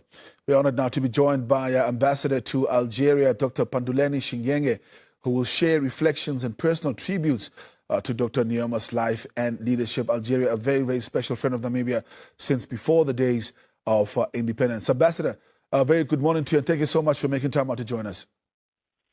Good morning, and I'm happy to be here. Well, Ambassador, before we get into the meat of the conversation, just a brief reflection. What was your initial reaction when you first heard the news of the passing of our founding father? Extreme sadness. Very, very sad. You know, I met the late Excellency President Nujoma at the age of 16. And for me, he was just my leader who has always been there. So the thought of losing him, never to see him again, made me very, very sad. Well, as you know, just to reflect on it, what were some of your first encounters with the founding father? You said you met him when you were 16 years old. How was it like meeting him for the first time and working with him the first time? The very first time I met him was in Zambia. We had just arrived from Namibia, and we were in awe. This is a man we have heard so many stories about.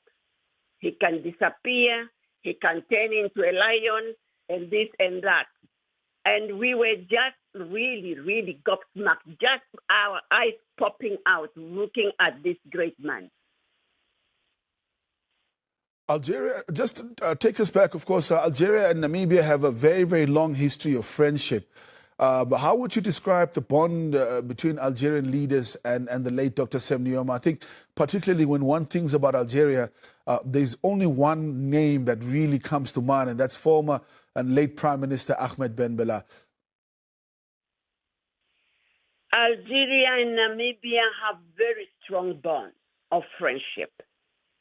And thanks to the late president, he used to crisscross the northern part of Africa and struck up friendship with the leaders in this country.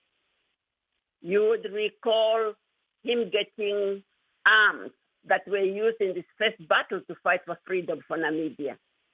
He got those arms from President Ahmed Ben Bella. The friendship continued, and it is the strength of our relationship today. Dr. Nujoma often spoke about the support that Namibia had received from Algeria during the liberation struggle. What role did Algeria play in those early years? Algeria did everything possible to help Namibia.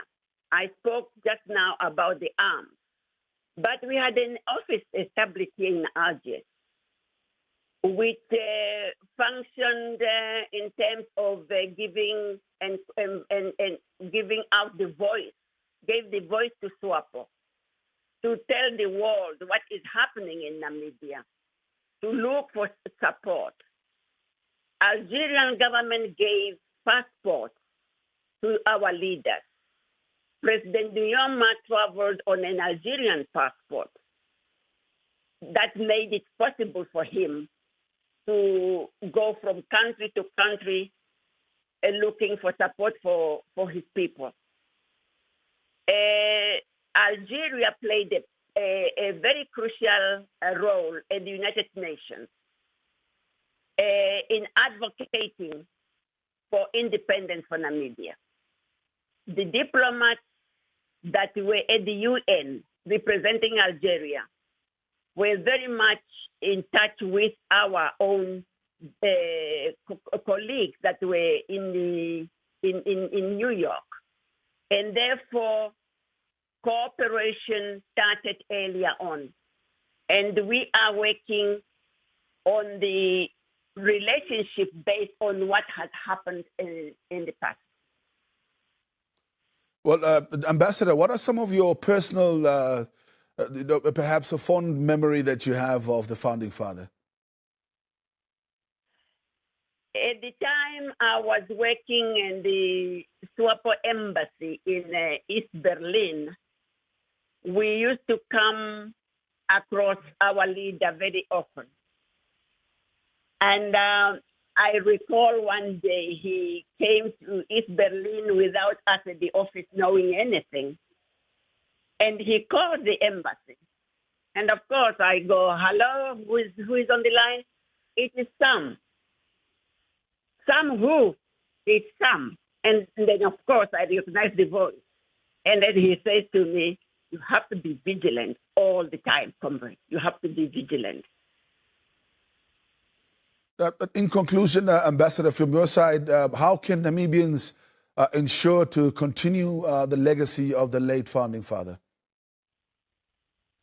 I believe that to honor the late president, Namibians must uphold his vision of inclusivity and justice.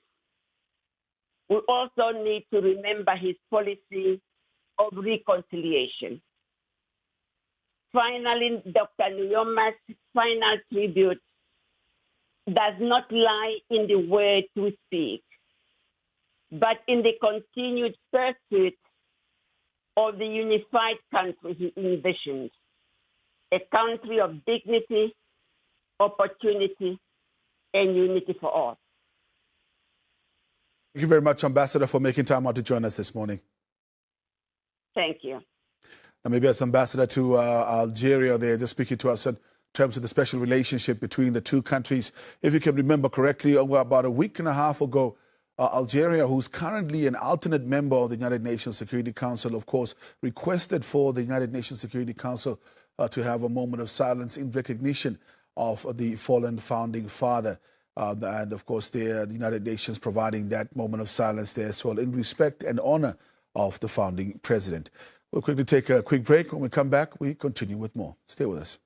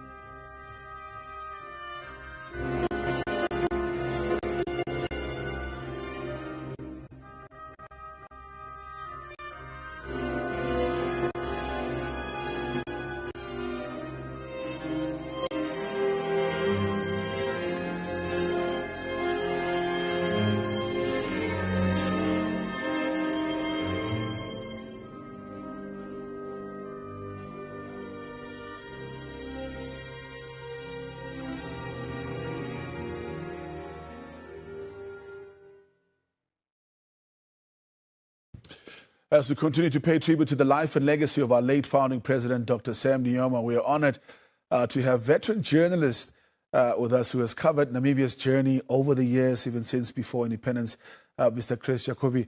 Such an honor to have you here in the studio. The honor is mine. No, the honor is mine. The honor is mine. We grew up reading your stories when we were much younger, so it's always an exciting to, of course, also being in this, even though it's during this kind of somber times that you come and get to talk to you. Because usually you are the ones behind the scenes, isn't it? Well, I would imagine with President Nujoma, the founding father, a lot of things happen behind the scenes that people really don't know about. They don't know, yeah. But let's start at the very beginning. When was your first, even just here, because, you know, everybody I've been interviewing over the last 3 weeks has been talking about. I first heard about him before I saw him, or before I met him personally. Was that your experience as well? It was more or less my experience. Of course, when he came back from exile. As a journalist, we obviously heard about him. I was also in the bush war, as everybody knows.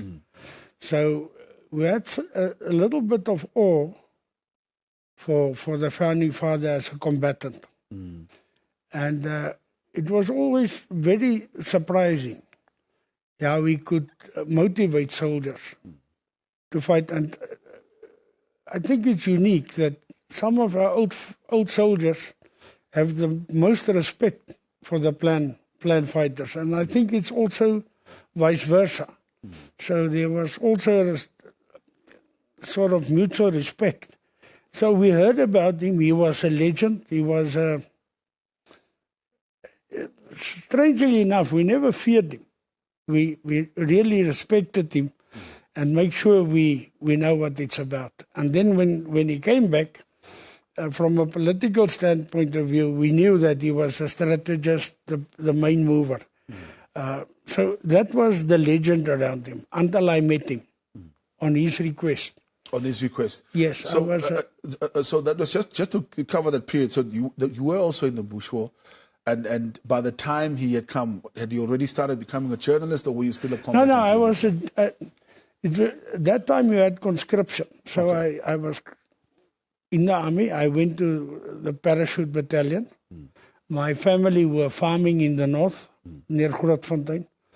And most of us, if not all, felt obliged to go to the army to protect our families, because farmers were legitimate targets. We understood it later on why it was like that.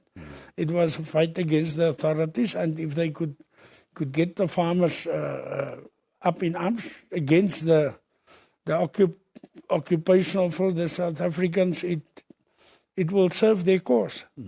And I explained it at one stage to the president. To the president as well. And he told me, no, Chris, I'm not talking about you guys. I'm talking about the South Africans. And he made a joke, which I always smile about. He said, you are like one of those guys. I'll give you 5 bullets and a bottle of water and send you and wait for you to come back.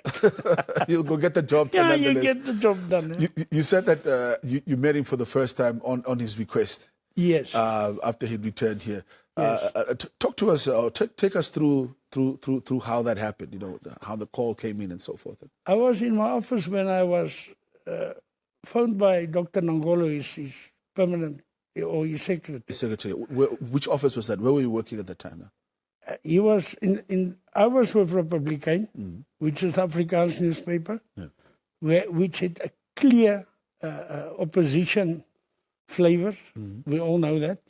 We all know the background of either Republican that were pro-South Africa. Give us the background. Remember, Chris, when we speak to people such as yourself that have got so much institutional memory, for you it's easy to say now, as you all know, but the viewers right now, many of them are still wondering and trying to get the clarity. So give us the context. Yes, at the Republican that stage was supporting the DTA. Namibian was supporting SWAPO full-blown, and that put the media also head-to-head against each other, because we were on different sides. So when independence came, and they were funded by all manners of funding, which we journalists did not know, but later realized it was this group or that group or that group.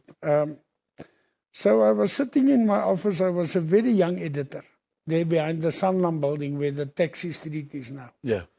And I received a call from Dr. Nangola that I must come to State House, straight in the front gate. I said, no, for what? Because we were not speaking.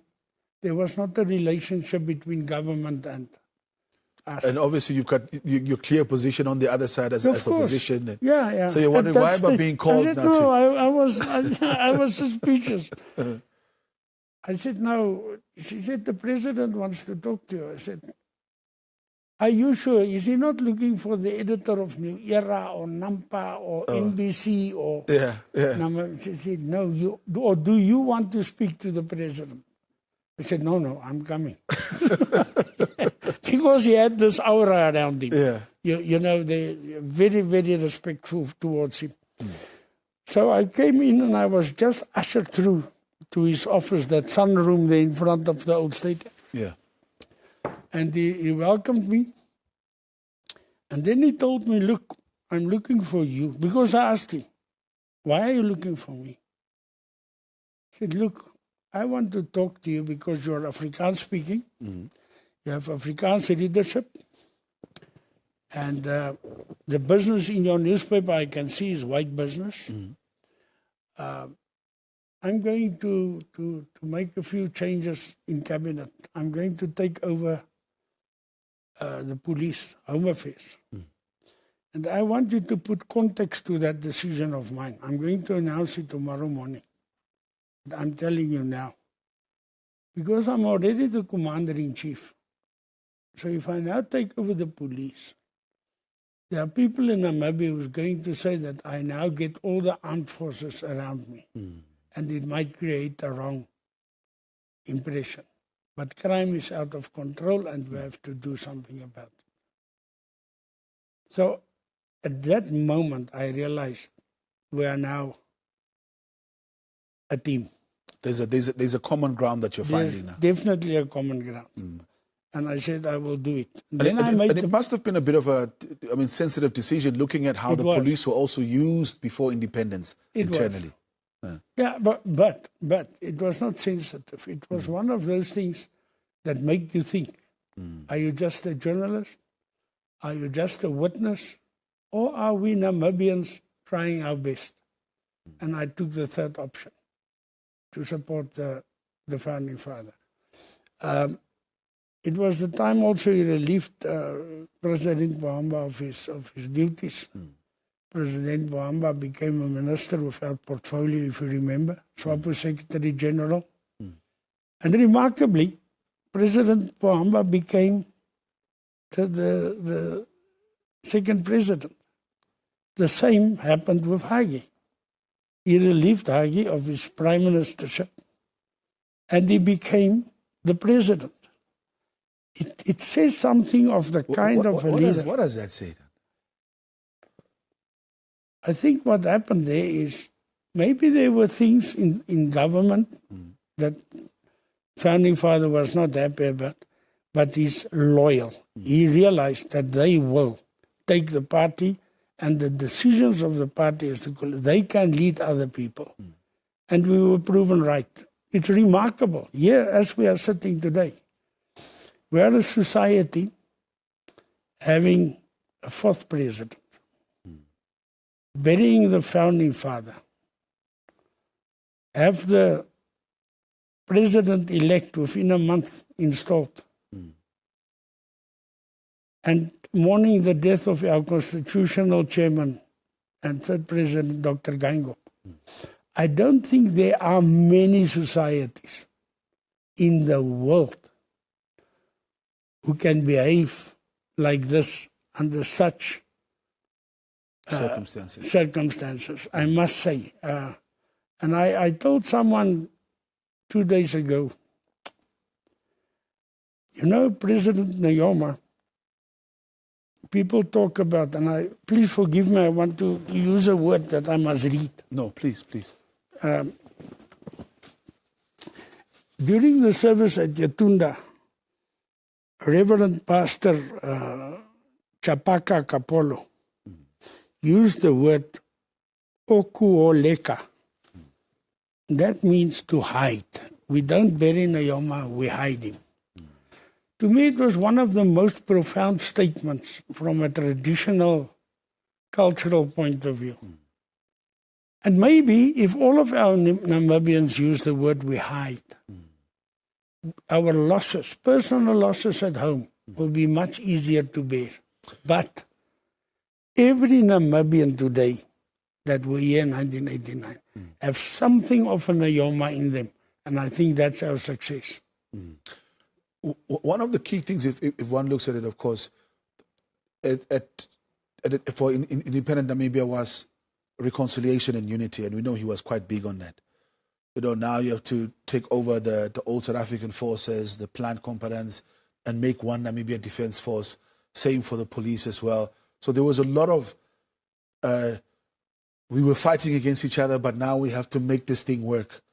Talk to me a little bit around your experience as a journalist during that time and the efforts around reconciliation between black and white Namibians, and the steps that Dr. Nujoma had taken to ensure that.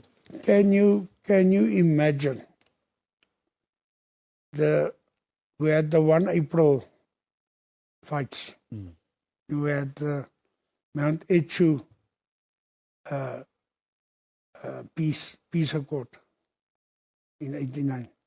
We had the elections. Everybody standing in the same line, voting. Black, white, pink, blue, whatever your fancy was. And you remember that process was quiet, reserved, everybody voted. The election results came, the constitutional writers started.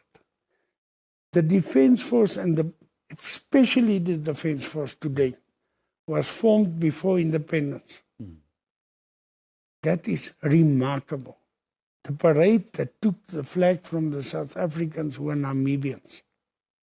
It was not Untak or a mixed bag of something. I think that was absolutely remarkable. You must also remember, in that year, we stood next to the streets from the north to Keetmanshoop to Noordoever, as all the South Africans left in their droves. And we did not know what's going to happen the next day. All the weapons are gone. All the soldiers are gone.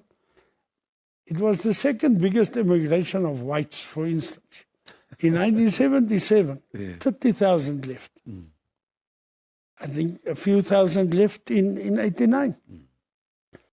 So SWAPO or Namibia also had a little bit of an advantage.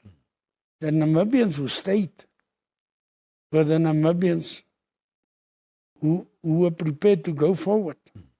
Trust. And I think that part that you mentioned now, the trusting, the morning after the election, the morning after the adoption of the Constitution, the morning after the lowering of the flag, I think we had no choice. We had to trust. And I think the founding father realized it. And he never betrayed that trust. Well, he said a lot of things. All politicians, even today, they fight for this, they struggle for that, they do that, which is not necessary because we are reconciled. If there's a problem of reconciliation, and I don't want to be controversial, I'm a journalist, it will be political parties. They have to reconcile with themselves. The nation are reconciled. The election results again proved that more Namibians voted for the Madame Ndaitwa than for SWAPO. We are okay. Parties must sort out the differences. We are okay. And that's what I wanted to also reflect on a little bit. I think, just the one of the things that we've always celebrated, I think generally as Namibians, is our, I don't want to say love for the rule of law, but the adherence to the rule of law, the belief in this constitution. And since independence, we've seen, countless elections have taken place Some have been contested in court. We've accepted All the of results. Yeah, all of them. I mean, the results came out yesterday again from the Supreme Court in terms of the contestation from IPC and LPM as well. Just reflected a little bit on that as well, and the fact that we haven't really seen any violence like in other countries during election period, and the fact that we are able to consistently as a country go through this process, trust each other, trust the decisions that are coming from the court. Reflect a little bit on that. No, well, definitely. I think we have seen enough violence in our past for the past 150 years to realize that all violence ends in peace. Wasteful. In any case, in the end of the day, we will fight, but we'll dust each other off and shake hands and have to go forward. The rule of law is a very interesting thing. A lot of people say a lot of things about the founding father.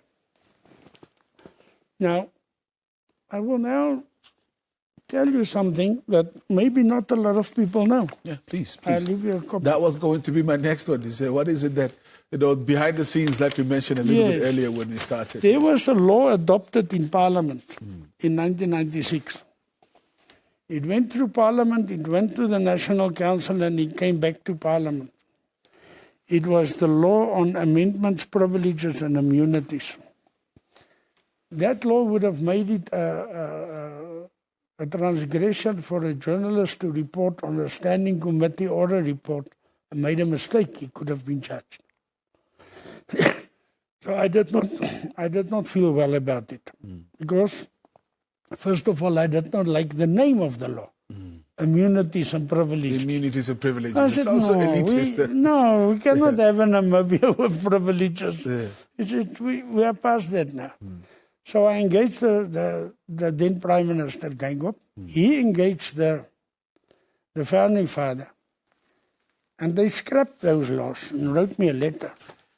I will leave some of the papers with you for later reference, where he then said that he discussed with President Nujoma and they are now scrapping those laws.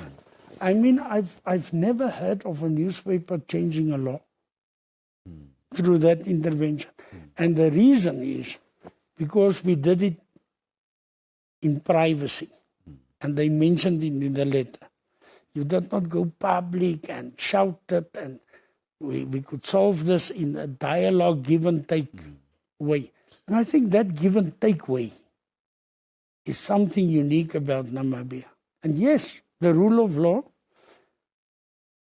is maybe one of the most underestimated parts. It is the trust in the independence of the judiciary. And you will see that people who want to change government want to erode the trust of the judiciary, the police whoever. So if you see that, you know. But and that takes us to, I think, my next intervention, which is just going to be around the freedom of press and the media that we have in the country. Of course, for us, the younger generation, we appreciate, we know that we've never heard of any journalist getting locked up for saying something. I was. Et cetera, et cetera. Now, the recent years, yeah. But now, since independence, just reflect a little bit on the culture during the time and the relationship of Dr. Nujoma with the media. Look, there was a time when journalists thought it was funny. It was, you become famous if you are attacked by a politician. But that's silly. It was an ego thing. We are past that. If anyone asks us about the freedom of the media, what media did we have with independence? What media do we have today? We have more media than ever. Take the Afrikaans media, Afrikaans language media. There was just the NBC Afrikaans service. The Afrikaners felt immensely under threat. What happened today? Afrikaans newspapers, Afrikaans radio stations, Afrikaans schools.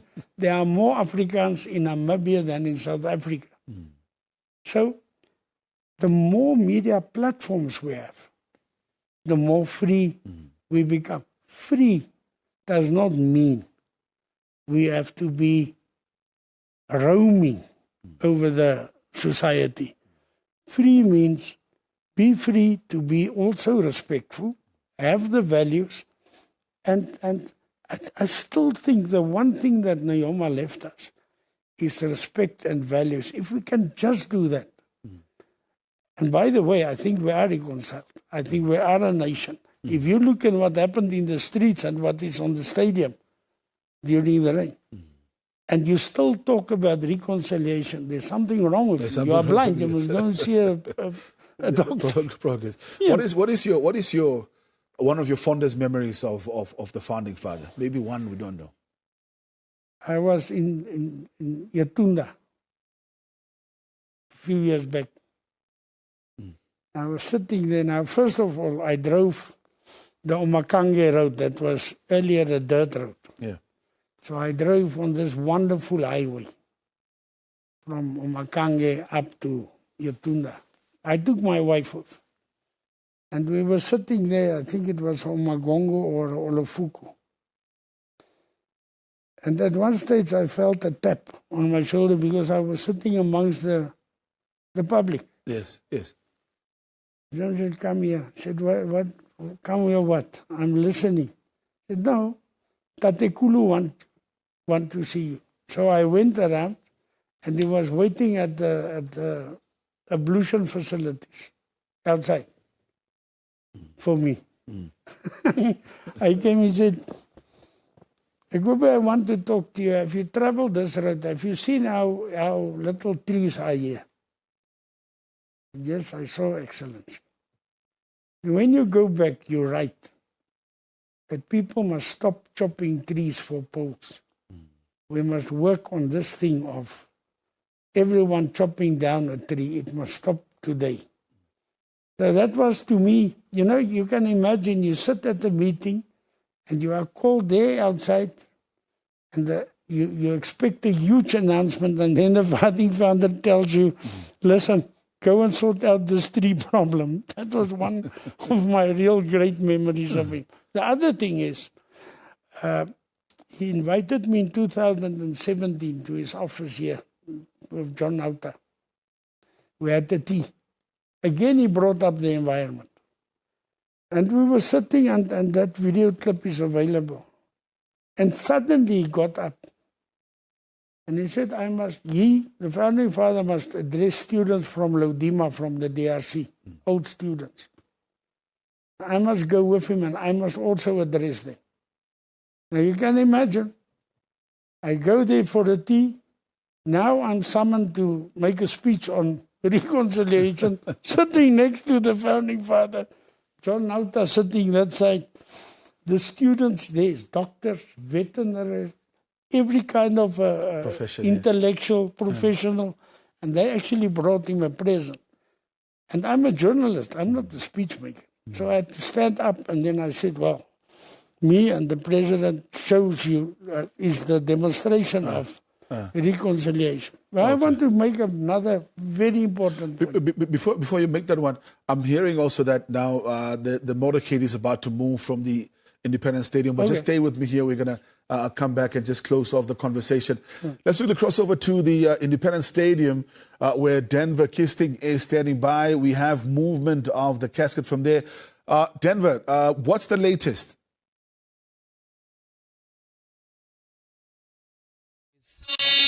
In the next 30 minutes or so, the session will be underway with the casket and the father of the Namibian nation to take him to his final resting place at the Heroes Acre on the outskirts of the Namibian capital. Now, here to talk to us about his very special journey with the founding president is Windhoek resident, Mr. Solomon Nakushu. Greetings, sir, and thank you so much for making time for us. Thank you. Welcome. How are you, sir? I'm doing well under these circumstances. Thank you. How are you doing? Well, we are very much saddened. We are really in pain because of the death of the founding father. Of course, we know what he meant to this nation. So we're really in sorrow and in mourning. Indeed, Mr. Nakushu. Now, you walked a very special path. You had a very special journey with Dr. Nujoma. Tell us about how you had met him. Well, I met Dr. Nujoma I met Dr. Nujoma when I was in football. A few years back, I was the vice chairperson of the Namibia Football Association, as well as the chairman of the organizing committee of the NFA, the event that was usually responsible for organizing events such as the NFA Cup or when there are international games. And usually what fascinated me mostly was during the Nujoma Trophy, which was sponsored always by New Era. There is a special moment for me. It's where I actually met him the first time. And then from there, it was when there is an international match or when there are events like that, he will always be invited. And then as a chairperson of the organizing committee, you mingle with the protocols, you mingle with the police and everybody else that is responsible for his safety. And in many occasions where you were even had to sit with the security clusters in meetings and then how you are going to set up the stadium here, the place where you are going to accommodate him and so on. Thank you for sharing that. Let's talk a bit about setting up a stadium such as the Independence Stadium for the head of state to attend. It must take a lot of planning, logistics go into such a process, but walk us through how intense that process is. Well, the process is very intense because in the first place, you actually give everything over to the security cluster of the government, and you just leading and saying, or they will lead you and say how things should be set up in the stadium, where the president is going to be received, where he's going to be sitting and so on, and with whom. Those were something not really in our hands, but from the NFA, you would probably give the president of the NFA or the vice president or the secretary general. Those were the people who usually would be sitting close to the president. Of course, the president will also come with his own people, and those identified, they get also entrance tickets, which shows that they are going to sit in the VIP area. And usually when the president is there, the VIP area is not very much congested. You have got a very limited number of people. The rest shall have to sit outside the VIP. That is very, very intense. And of course, you know, is the security of the president involved. So from the NFA side, we just do what we are supposed to do. Otherwise, most of the security will be then in the responsible hands of the government. Thank you, Mr. Nakushu. Now, what is your fondest memory of Dr. Nujoma? Well, my fondest memory of the late president, founding father, you know, we grew up in Dongerhoek. That is, Dongerhoek, you know, was considered or is considered as the heart or the political heart at that time before independence, because it hosted a lot of Namibians from different ethnic groups. You know how safety was that time. So during that time, and in Dongerhoek, many of the people that were taking care of the party within the country before the external SWAPO leadership came in, most of them, they stayed in Dongerhoek. So when he came, he was also, at one time, he visited Dongerhoek, and that was a moving moment, because you can imagine the person that has been called many, many names. I remember they used to say, no, he's not even a human being, he's eating grass. Those people, they change in a few seconds into something else. All those stories that were said that time fascinated, and we really wanted to see him changing, and he never changed. He was the same person, like any other person, like any other human being. And the way he talked, his voice, once he started talking, everybody get quiet and listen carefully and attentively. And of course, the most thing that set me out is the policy of reconciliation. You mourn after, you have got different, you have got the plan on the other side, and on this side you have got the South African apartheid regime with our people that joined them to reconcile the two forces so that they don't fight and they don't misunderstand. I think that is a great, great lesson for me, that really we can always have peace if we want it. So looking at many African countries that are still at war, after so many years because they cannot reconcile and they cannot forgive each other. But with Dr. Nujoma, he really set aside that reconciliation as one of his priorities, and it is a successful story, I would say. Yeah. Mr. Nakushu, as we are getting ready to take our founding president and the father of the Namibian nation to his final resting place today, Saturday, the 1st of March 2025, do you perhaps have a short message for fellow Namibians? It's a somber moment, it's a solemn occasion, it's a sad occasion. To our nation, I think we are deeply in mourning. Many people are saying that we have lost a very important figure, a unifier, and somebody that has led the liberation struggle, and also after independence, he has led us through many difficult times. But with the nation, yes, we have lost, but we must recognize the good things that he has done so far. We need to recognize the way he has unified the country. I know it is not so easy to say that we forget. He's somebody that we definitely shall have to carry day by day in our thoughts, and the nation at large. I think should there be any disunity coming in, it's better to think about what these people have sacrificed for our peace to be until it is today. We mourn. We understand that life, there is a beginning and an end. Unfortunately, all of us can have got a time to where we will be leaving this Mother Earth. And when that time comes, we should be ready. And the nation, I think, for the years that the president has been, I mean, we are blessed. 95 years, it's a blessing. We should appreciate and value all these years that he has been within us. For us now, it's a new chapter. And for everybody, we must fight to keep the peace, the reconciliation in the country, and the unity. Thank you, Nene. You're welcome. There you have it, Mr. Solomon Nakushu, talking to us about his journey with Dr. Nujoma. We will continue with more engagements in a moment.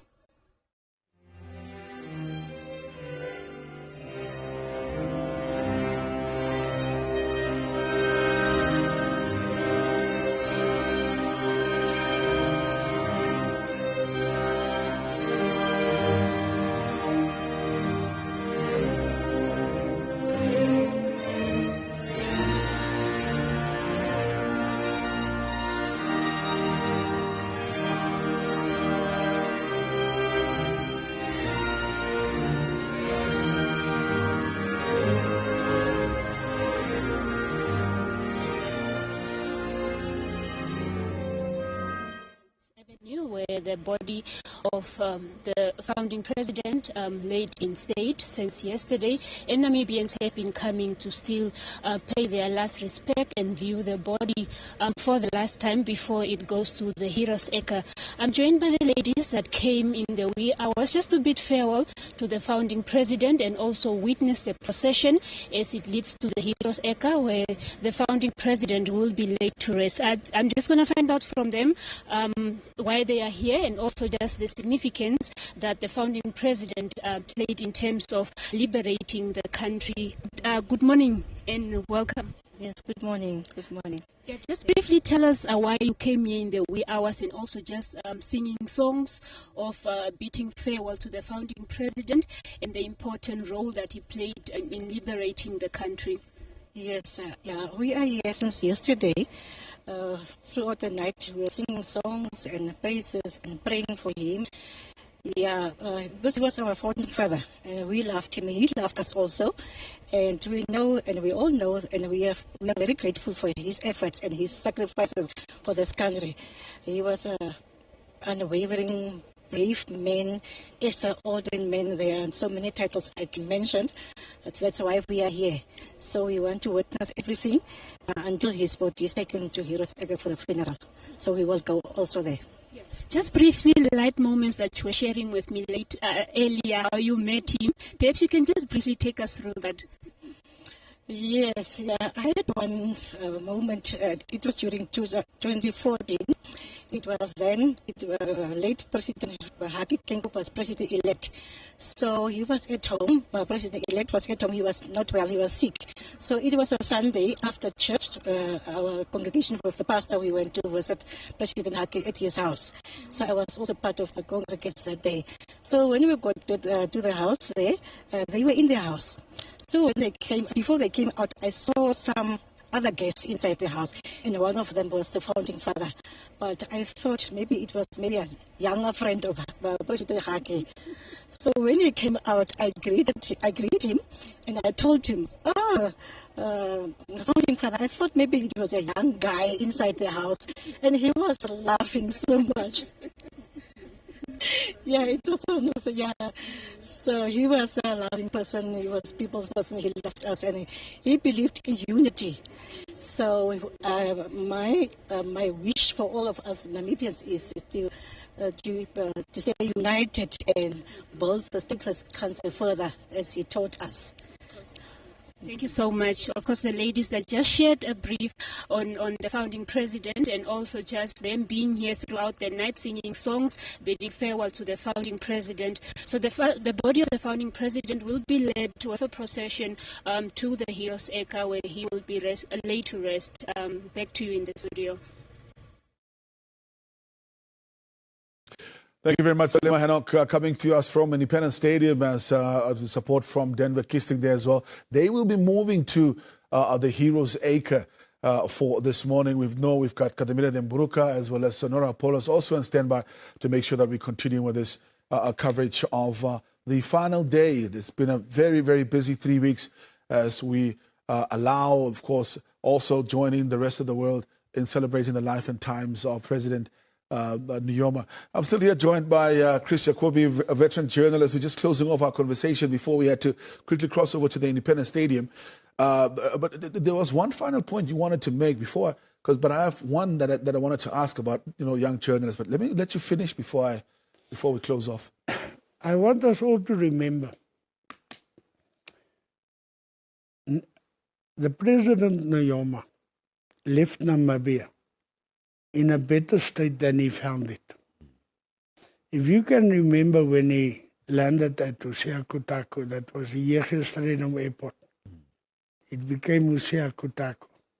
It was a single lane road, two sides. When his casket arrived in Windhoek from that same airport, it was a highway named after his former Prime Minister. Namibia and Namibians are better after Sam Nujoma arrived than before they arrived.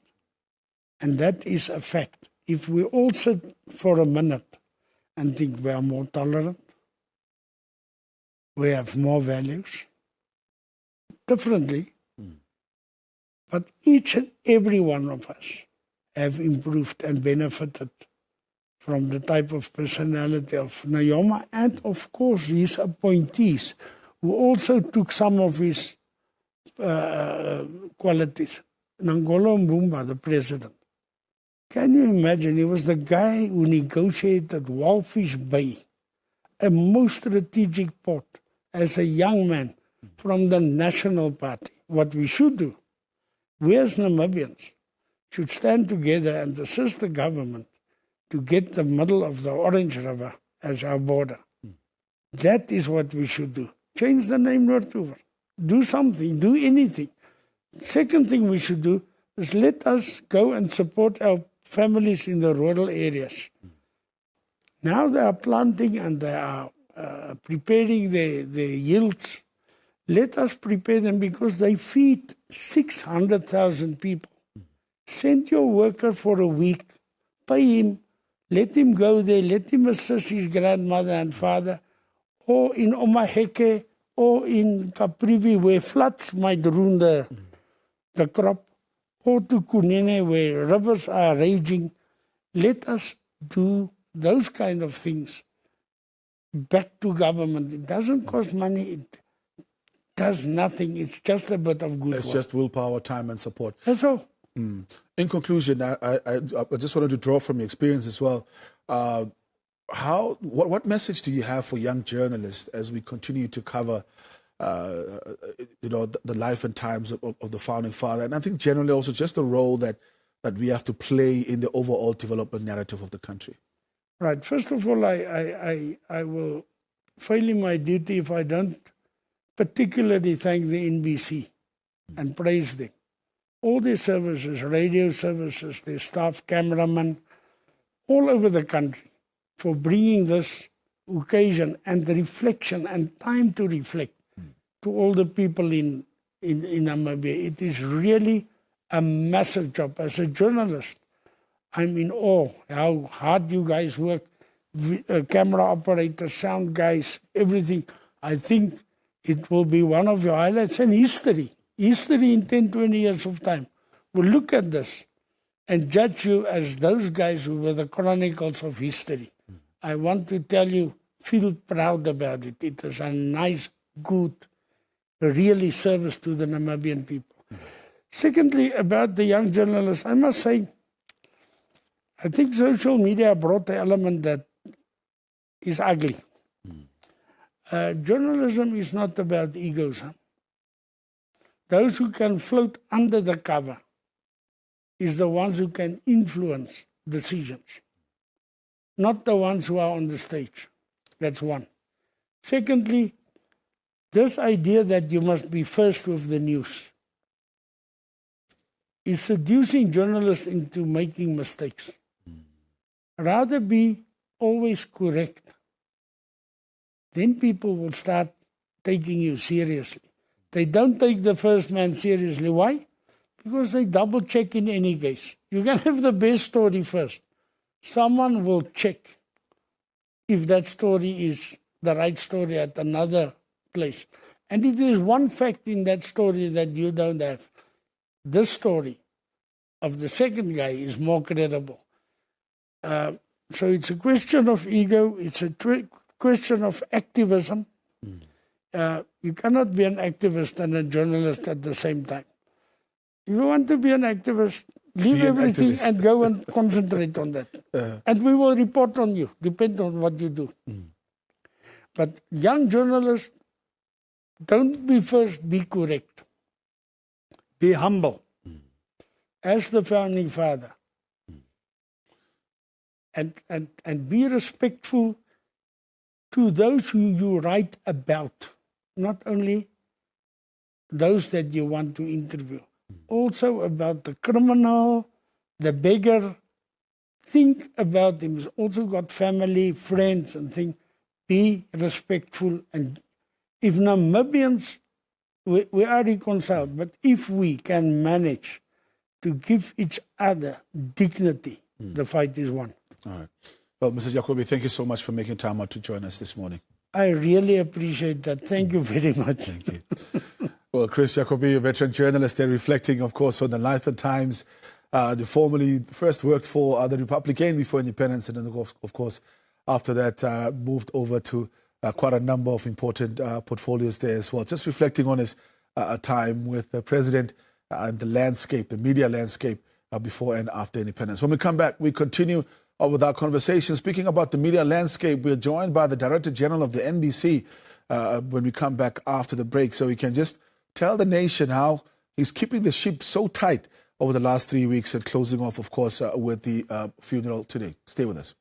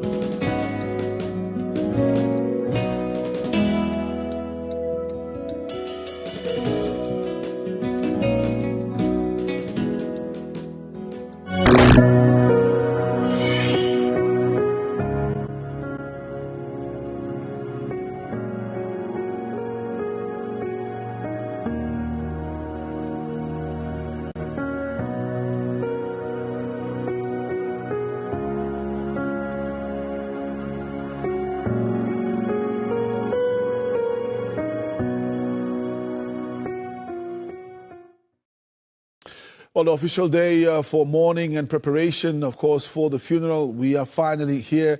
It's been 3 weeks across the country where we have really rallied and made sure that we bring you that coverage of what has been happening. We've traveled to about 7-8 regions. Started off at Etunda, at the home of the founding father. We've moved all the way until Zambezi region, covered Karas, covered Warfish Bay, and of course finally culminated in the big memorial service yesterday here in Windhoek, where we have seen such beautiful representation from the continent and globally as well. The choir of tributes led by the Angolan president, João Lourenço, followed of course by Emerson Mnangagwa from Zimbabwe as well. We've heard and seen the representation from the Democratic Republic of Congo, former President Joseph Kabila, former South African President Thabo Mbeki also arrived yesterday as well, Prime Minister of Lesotho here in town, and also the President of the People's Assembly, the National Assembly of Cuba, Esteban Hernandez, making his way all the way with his long journey to really come and pay respects to the founding father. All of that made possible, of course, by collaboration between Namibians in different areas. But one important one, of course, is from us here as the NBC as well. Quite a huge logistical task. We've got a Director General in studio just to reflect a little bit on the coverage. What were some of the priorities in the thinking?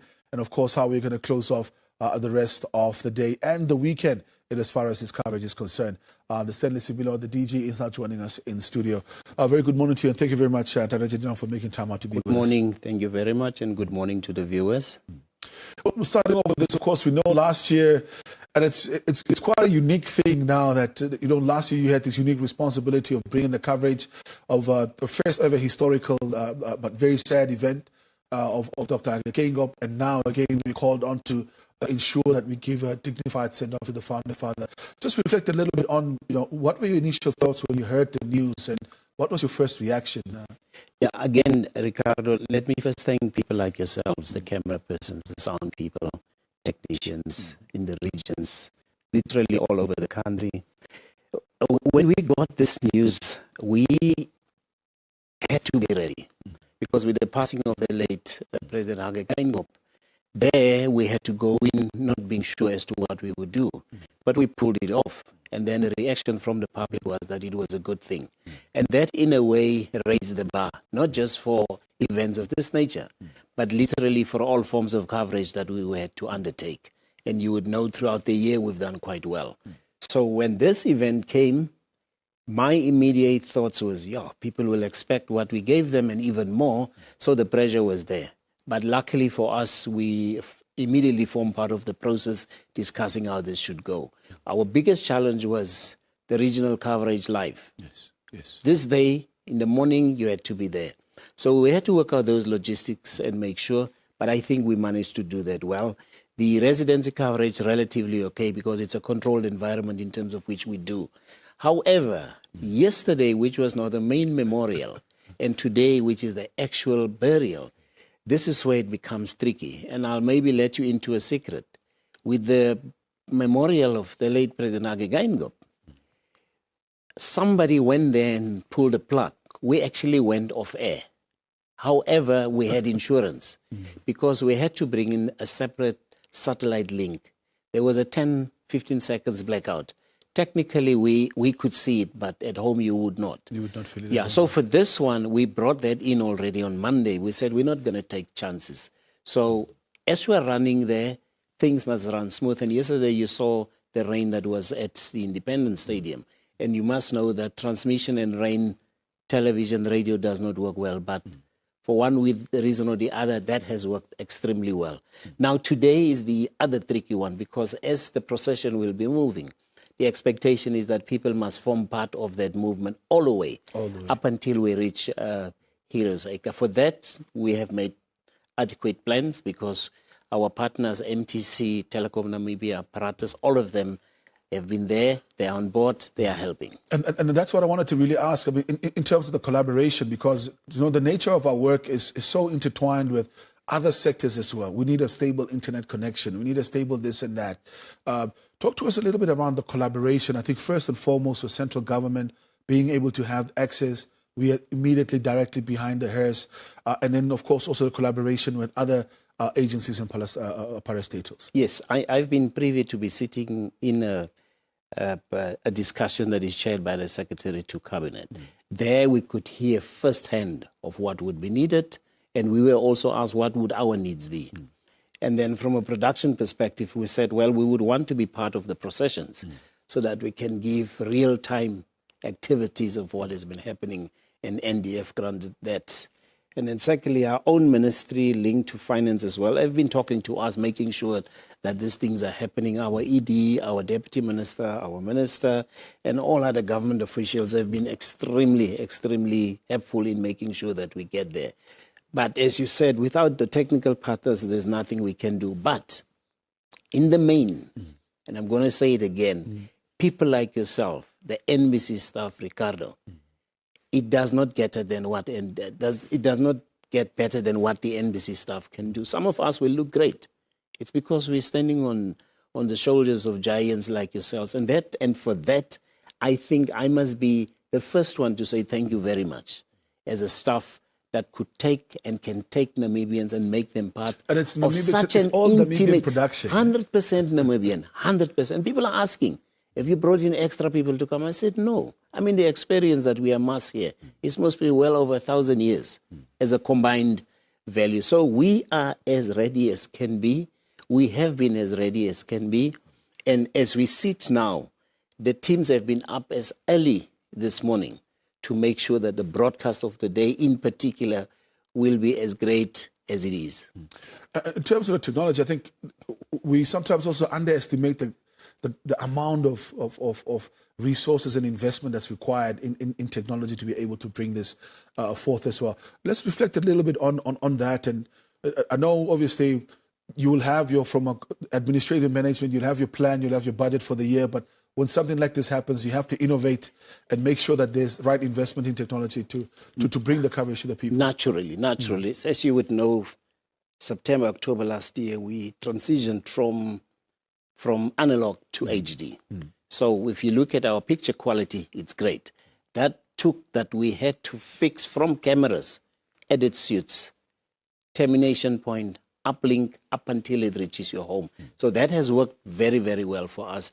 It took a couple of Namibian dollars to get in there, and this is where the shareholder government has came in quite handy. We are still monitoring. We're extremely positive because up to now, we've been able to keep this ship going, and there's lots of expectation. I got a funny WhatsApp this morning.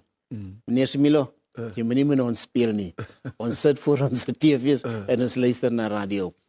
We can give that assurance that as the NBC, we will make sure. And remember, it's not just in Namibia, because we gave MultiChoice the rights to distribute the signal throughout Africa, and then through some extra activities, there are others outside the continent that are also looking in, that are actually coming into. So this is not just a Namibian broadcast; it's a broadcast for global audience. Absolutely, it goes globally, particularly from a digital perspective. NBC Plus, our YouTube connectivity, and then in country we also have other digital platforms that are taking our signal and then using their own fan bases also to put this through.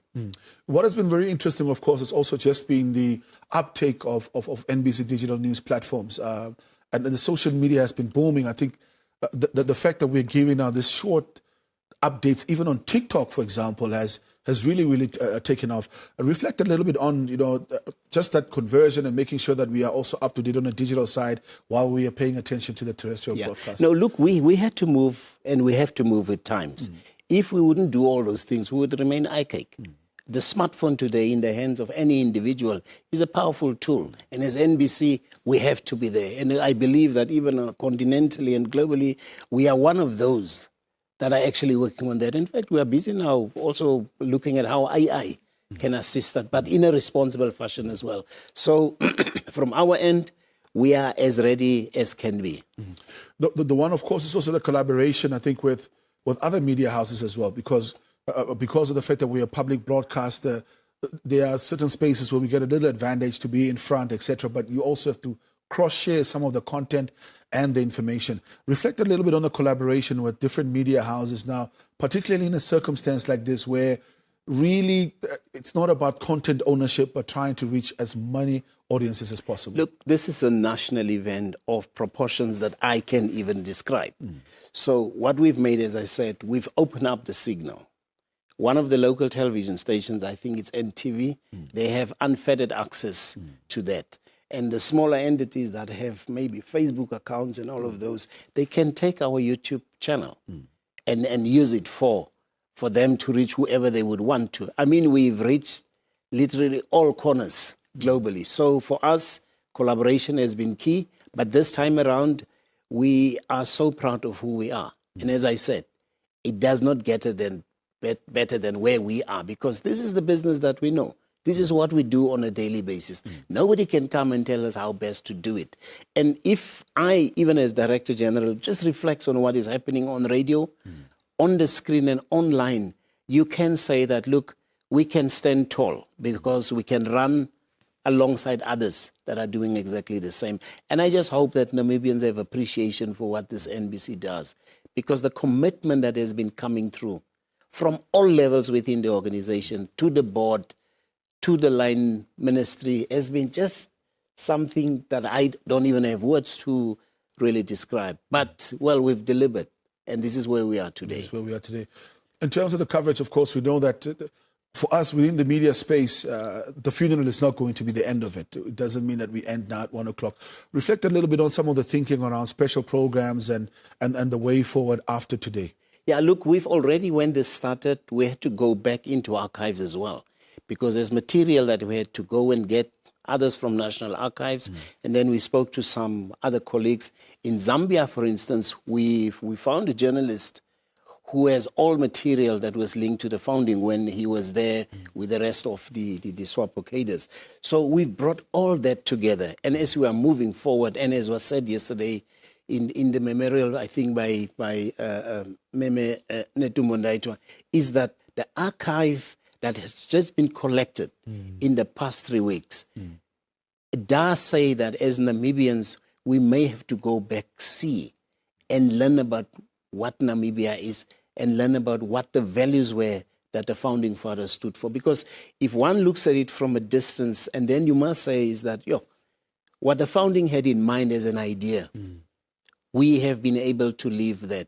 The point is, have we been appreciative of what he has done, particularly at this point where we hear all the sacrifices, all the things that he has done without seeking nothing apart from making sure that Namibia attains its independence and that the people should be those that will steer the ship themselves. So for us as NBC, we do have that role, even post this event, to make sure that we keep on educating. DJ, I think I just want to step away for a second from NBC business and really also just reflect on your personal journey now. We know that you had, as a very young producer, you had also your stint here at the NBC during the tenure of the late founding father. And I just wanted us to reflect before we close off on that a little bit. What were some of your initial encounter with Dr. Nujoma? I think for many people, they always first start with, we heard about this leader, he came back, and then we met him. That's the truth. That's what it was. This figure was so huge. We would sing about him. We would read about them. Propaganda would try and tell us a narrative that was not there. But my first encounter was, this was a huge giant. Because I felt, I'm not that big, but I felt extremely tiny against him. But he was so humble. He was so humble. And one of the founding moments that I and other colleagues in the media that we enjoyed was, I think, 2004, 2005, when the former Prime Minister, Nazangula, was in office. When the book Where Others Wavered came out, we were the first technical committee under the auspices of PACON, with the late Waduva, who was the chairperson of Kaumbi. We were put together to say, can we take this book and make a movie out of it? So it was myself, Isaac Karuhap, Mushitu Mukwame, Abius Akwake and them. So we were that group, Ngidipo Nangolo and them. We were that group that was appointed by the office of the Prime Minister then. So that transition then led ultimately into Namibia the movie that will be NBC will be screening it this evening at about 5:15 or so. This evening. Yes, yeah. So those are some of the personal attributes that I can say we have been there, and I believe we've played our part. But as NBC, our role does not end. And as Stanley, we keep on learning. We keep on learning. And I think, and really just the media landscape, I think I will be really, really failing in my duty if I don't ask this one around. If we look at how the media has grown since the 90s, we've heard now from Chris Jacobi saying that, of course, there was a certain level of vision, certain understanding and abiding to the rule of law, that believe in this press freedom.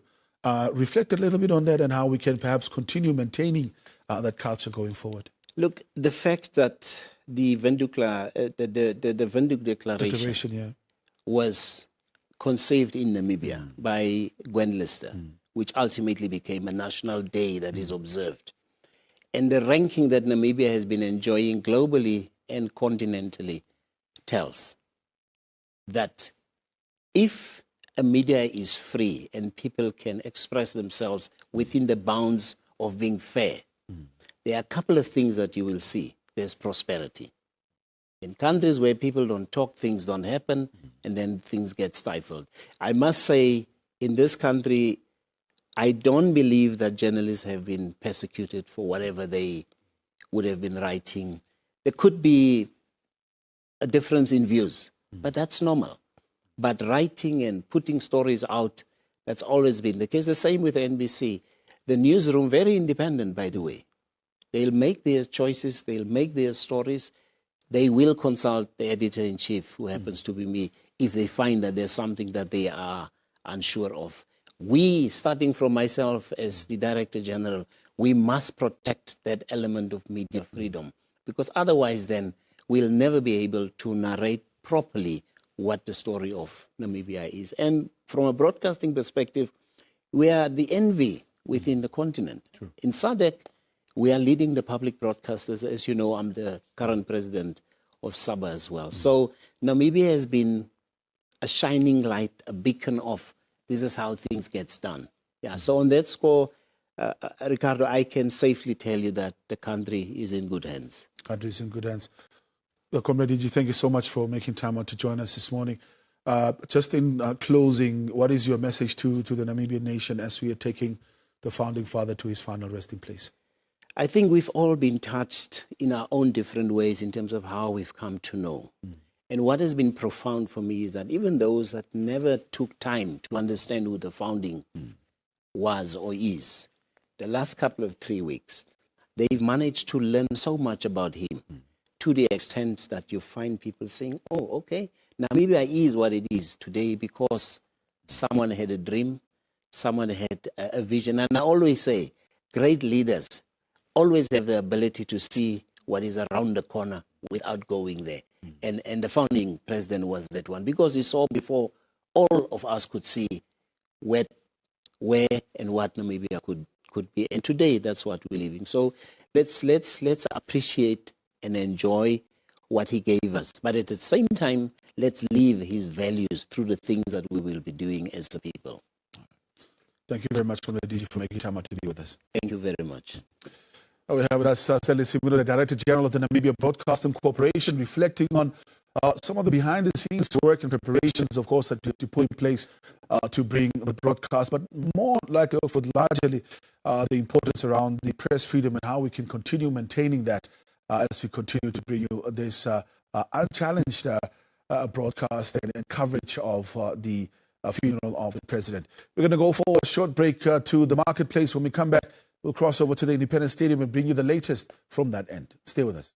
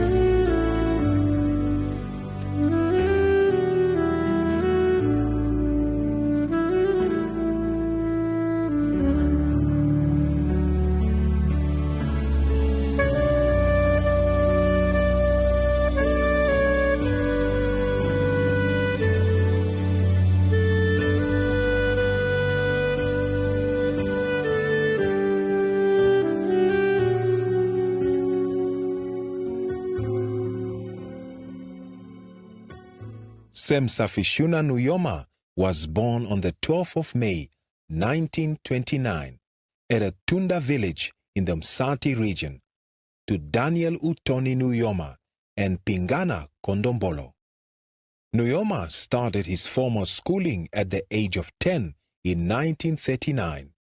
He completed his Standard 6 at the Okahau Finnish Mission School in 1946, whereafter he moved to the coastal town of Walvis Bay, where at the age of 17 he started his first job in a general store.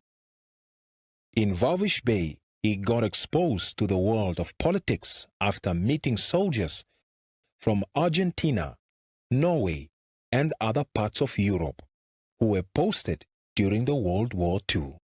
In 1949, Nujoma moved to Windhoek, where he worked for the South African Railways while attending night school at St. Barnabas Anglican Church School in Windhoek's old location. On May 6, 1956, Nujoma married Ovamboland Teopoldine Kashimune, and they had 4 children. 3 years later, in 1959, Nujoma, Wacha Kaukwetu, Moses Garweb, and others organized resistance against the forcible removal of people from the old location to Katutura, an apartheid settlement. Apartheid forces massacred 12 unarmed persons on December 10 in retaliation, and Nujoma was arrested. With a deep passion for politics and a yearning to see his people free from apartheid laws, Nujoma resigned from the South African Railways in 1957 at the age of 29 to devote his time to freeing Namibia from the colonial yoke. In 1959, he was elected leader of the Awambo People's Organization, OPO, and petitioned the UN in the late 50s together with prominent heroes such as Chief Hosea Kutako, Samuel Vetboy, Theophilus Hamutumbangela, Toivoya Toivo, and others for Southwest Africa to be placed under UN trusteeship. Under a directive of the OPO leadership and in collaboration with Chief Hosea Kutako, he went into exile on March 1, 1960, via the then British Bechuanaland Protectorate, today's Botswana. With the assistance of Daniel Munamava, he was able to cross Bechuanaland, southern Rhodesia, northern Rhodesia, Tanganyika, and Kenya, and ended up in Sudan. In April 1960, he attended the All-African People's Conference organized by President Kwame Nkrumah, the first president of Ghana. Nujoma then went to Liberia and reached the USA in June 1960. It was during his time in the US that he petitioned the UN General Assembly for an end to the South African colonial administration in Namibia. The Southwest African People's Organization, or SWAPO, was formed in April 19, 1960, and Nujoma was elected president in absentia. Nujoma represented Namibia at the founding of the Non-Aligned Movement on September 1, 1961, in Yugoslavia, as well as the founding of the OAU in Ethiopia on May 25, 1963. In March 1966, in a bid to test South Africa's claims at The Hague that Namibians in exile were free to return, Nujoma and Hifikepunye Pohamba returned to Windhoek and were immediately arrested and deported to Zambia. Nujoma transported SWAPO's first weapons used at the launch of the armed struggle on August 26, 1966. From Algeria via Egypt, Sudan, Tanzania, and Zambia. The day became known as the first day of Namibian War of Independence, as it marked the beginning of the armed struggle against the South African occupation of Namibia. Since Namibia's independence, August 26 has been commemorated annually as Heroes' Day.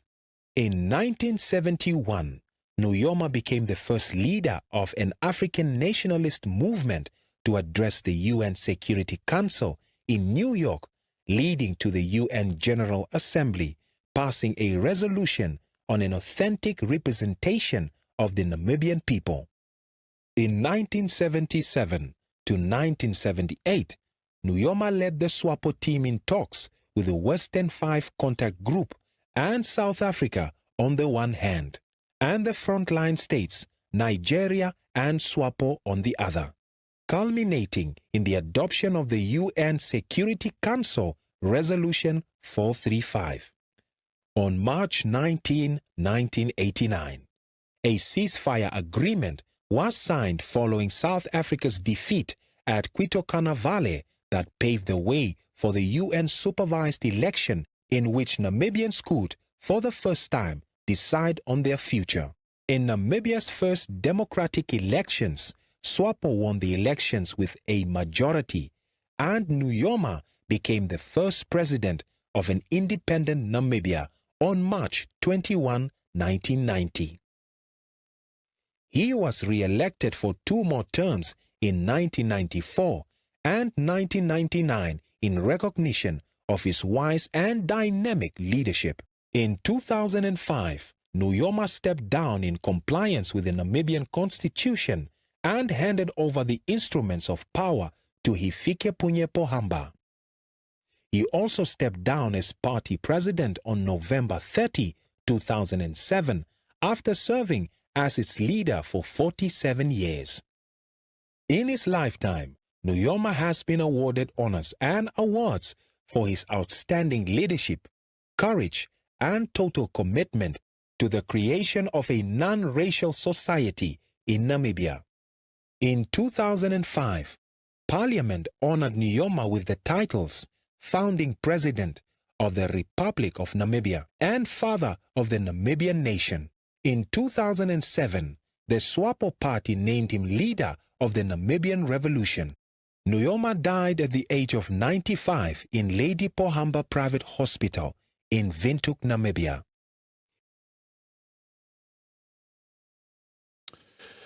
Welcome back. We're continuing with the coverage of the funeral of the founding father right now. As we know, of course, we're going to get some visuals now from the Independence Stadium, where movement is now happening of the casket from the Independence Stadium to Heroes Acre. I'm still joined by the Head of Public Relations at the Namibia Defence Force, Colonel Shilumbu, here in studio. Just waiting for those visuals to quickly come on so that we can show you, there we go, what's happening at the stadium right now. Colonel, we say that the Virgil Guard has moved away from the casket and are now getting ready to load it onto the gun carriage. Yes, the Vigil Guards have handed over the duty or the responsibility of taking care of the remains of our founding father.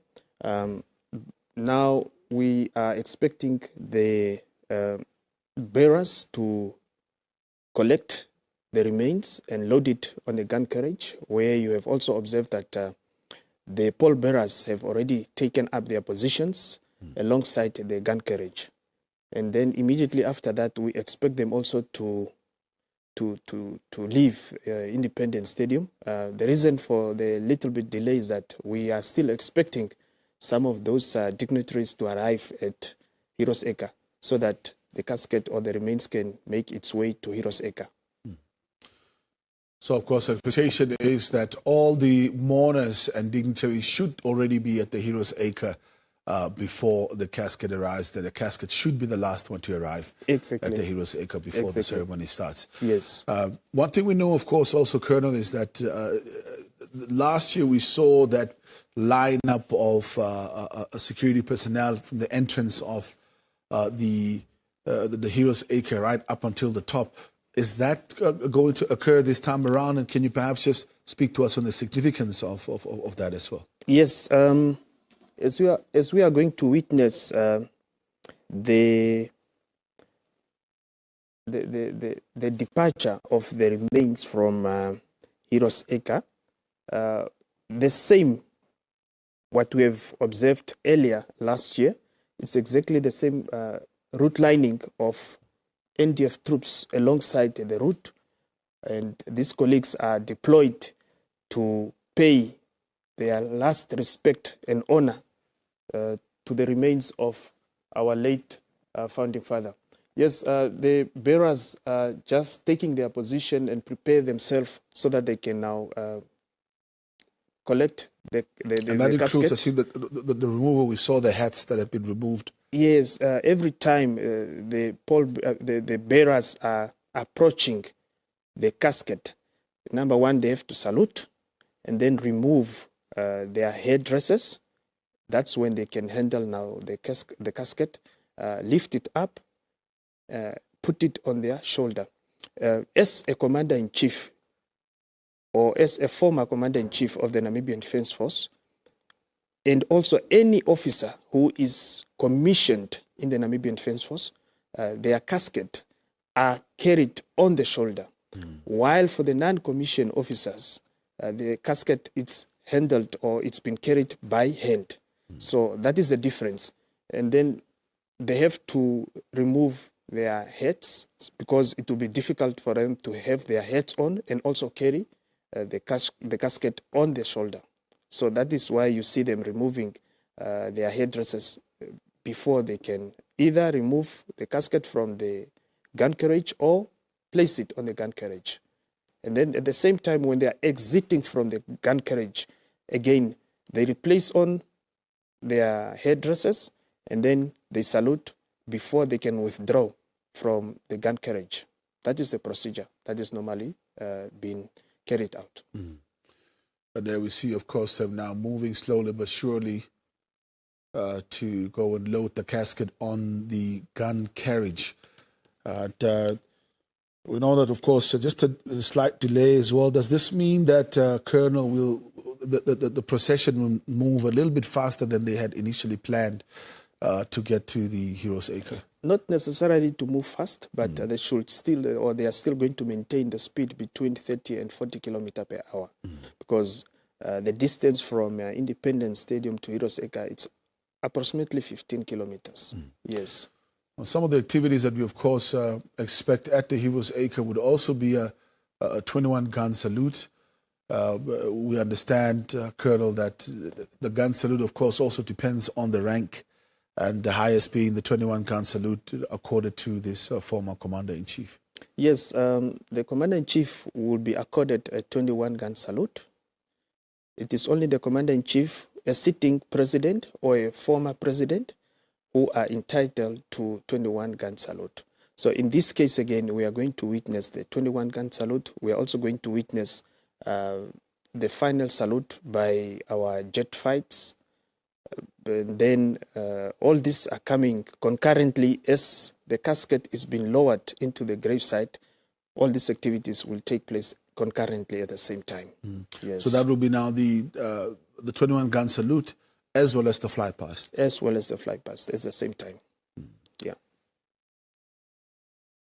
So the chief military mourner, by this time, he's still following the casket to make sure that it arrives safely at Heroes Acre. That's why you see him behind the bearers, while the pallbearers have already taken up their position, and they will also salute, slow action. You will see them. And then immediately after that, I believe they will be ready to leave Independence Stadium on their way to Heroes Acre. Well, of course, in the next few minutes, we will be crossing over to the Heroes Acre as well. We've got the team standing by there, Kadamila Mburuka, as well as Nora Apollos, that will be taking us through the program of activities for today. I just wanted to quickly take you through some of those as well. We know the Director of Ceremonies will be the Minister of Veteran Affairs, the Minister of Defense and Veteran Affairs, Frans Kapofi, and he'll be supported by Honorable Dr. Ita Kanji Murangi, the Minister of Higher Education, Technology and Innovation as well. Of course, we've seen the arrivals right now. If you're looking at the time, we expect all heads of the 3 branches of government to be present there as well, including the legislature, Chairperson of the National Council, as well as the Speaker of Parliament as well, Honorable Professor Peter Kashavivi. We expect the Chief Justice, Peter Shivute, and Judge Naomi Shivute to be present there as well. Of course, the head of the judiciary, the second branch of government, and we'll have the Right Honorable Prime Minister, Her Excellency Dr. Netumbo Nandi-Ndaitwah, the Vice President and President-elect, and former President Dr. Hifikepunye Pohamba, alongside the widow as well, expected to arrive within the next 20 minutes at the Heroes Acre. And then the order of procession, the Namibian Defence Force chaplain, of course, will be in front, followed by the casket, and then His Excellency Dr. Nangolo Mbumba, the President of the Republic of Namibia and Commander-in-Chief of the Namibian Defence Force and Chief Mourner, and Kovambo Madam Nujoma, the widow, Chief of the Namibian Defence Force, the children, grandchildren, and representatives of the family, and then the casket is placed in the front of the Eternal Flame at 10 o'clock before the National and African Union anthems will be sung to open the program. We're expecting some remarks and scripture reading by Bishop Emeritus Dr. Zavania Kameta from Elson, performance by the Namibian Defence Force, and then the message by His Excellency Dr. Mbumba. The casket is then taken to the graveside, a removal of the flag by the bearers, and then the lowering of the casket concurrently with the 21-gun salute and fly past last post and revel. And then the rite of committal by Bishop Emeritus Cleopas Dumeni from Elson. Then the covering of the grave by the Namibian Defence Force will commence. And finally, the handing over of accoutrements to Madam Kovambo Nujoma, widow, by His Excellency Dr. Nangolo Mbumba, President of the Republic of Namibia and Commander-in-Chief of the Namibian Defence Force and the Chief Mourner. And that is a very, very short program that we're expecting, of course, at Heroes Acre as well. The laying of wreaths will take place, and after that, we'll expect them to depart, closing off the official part of the program.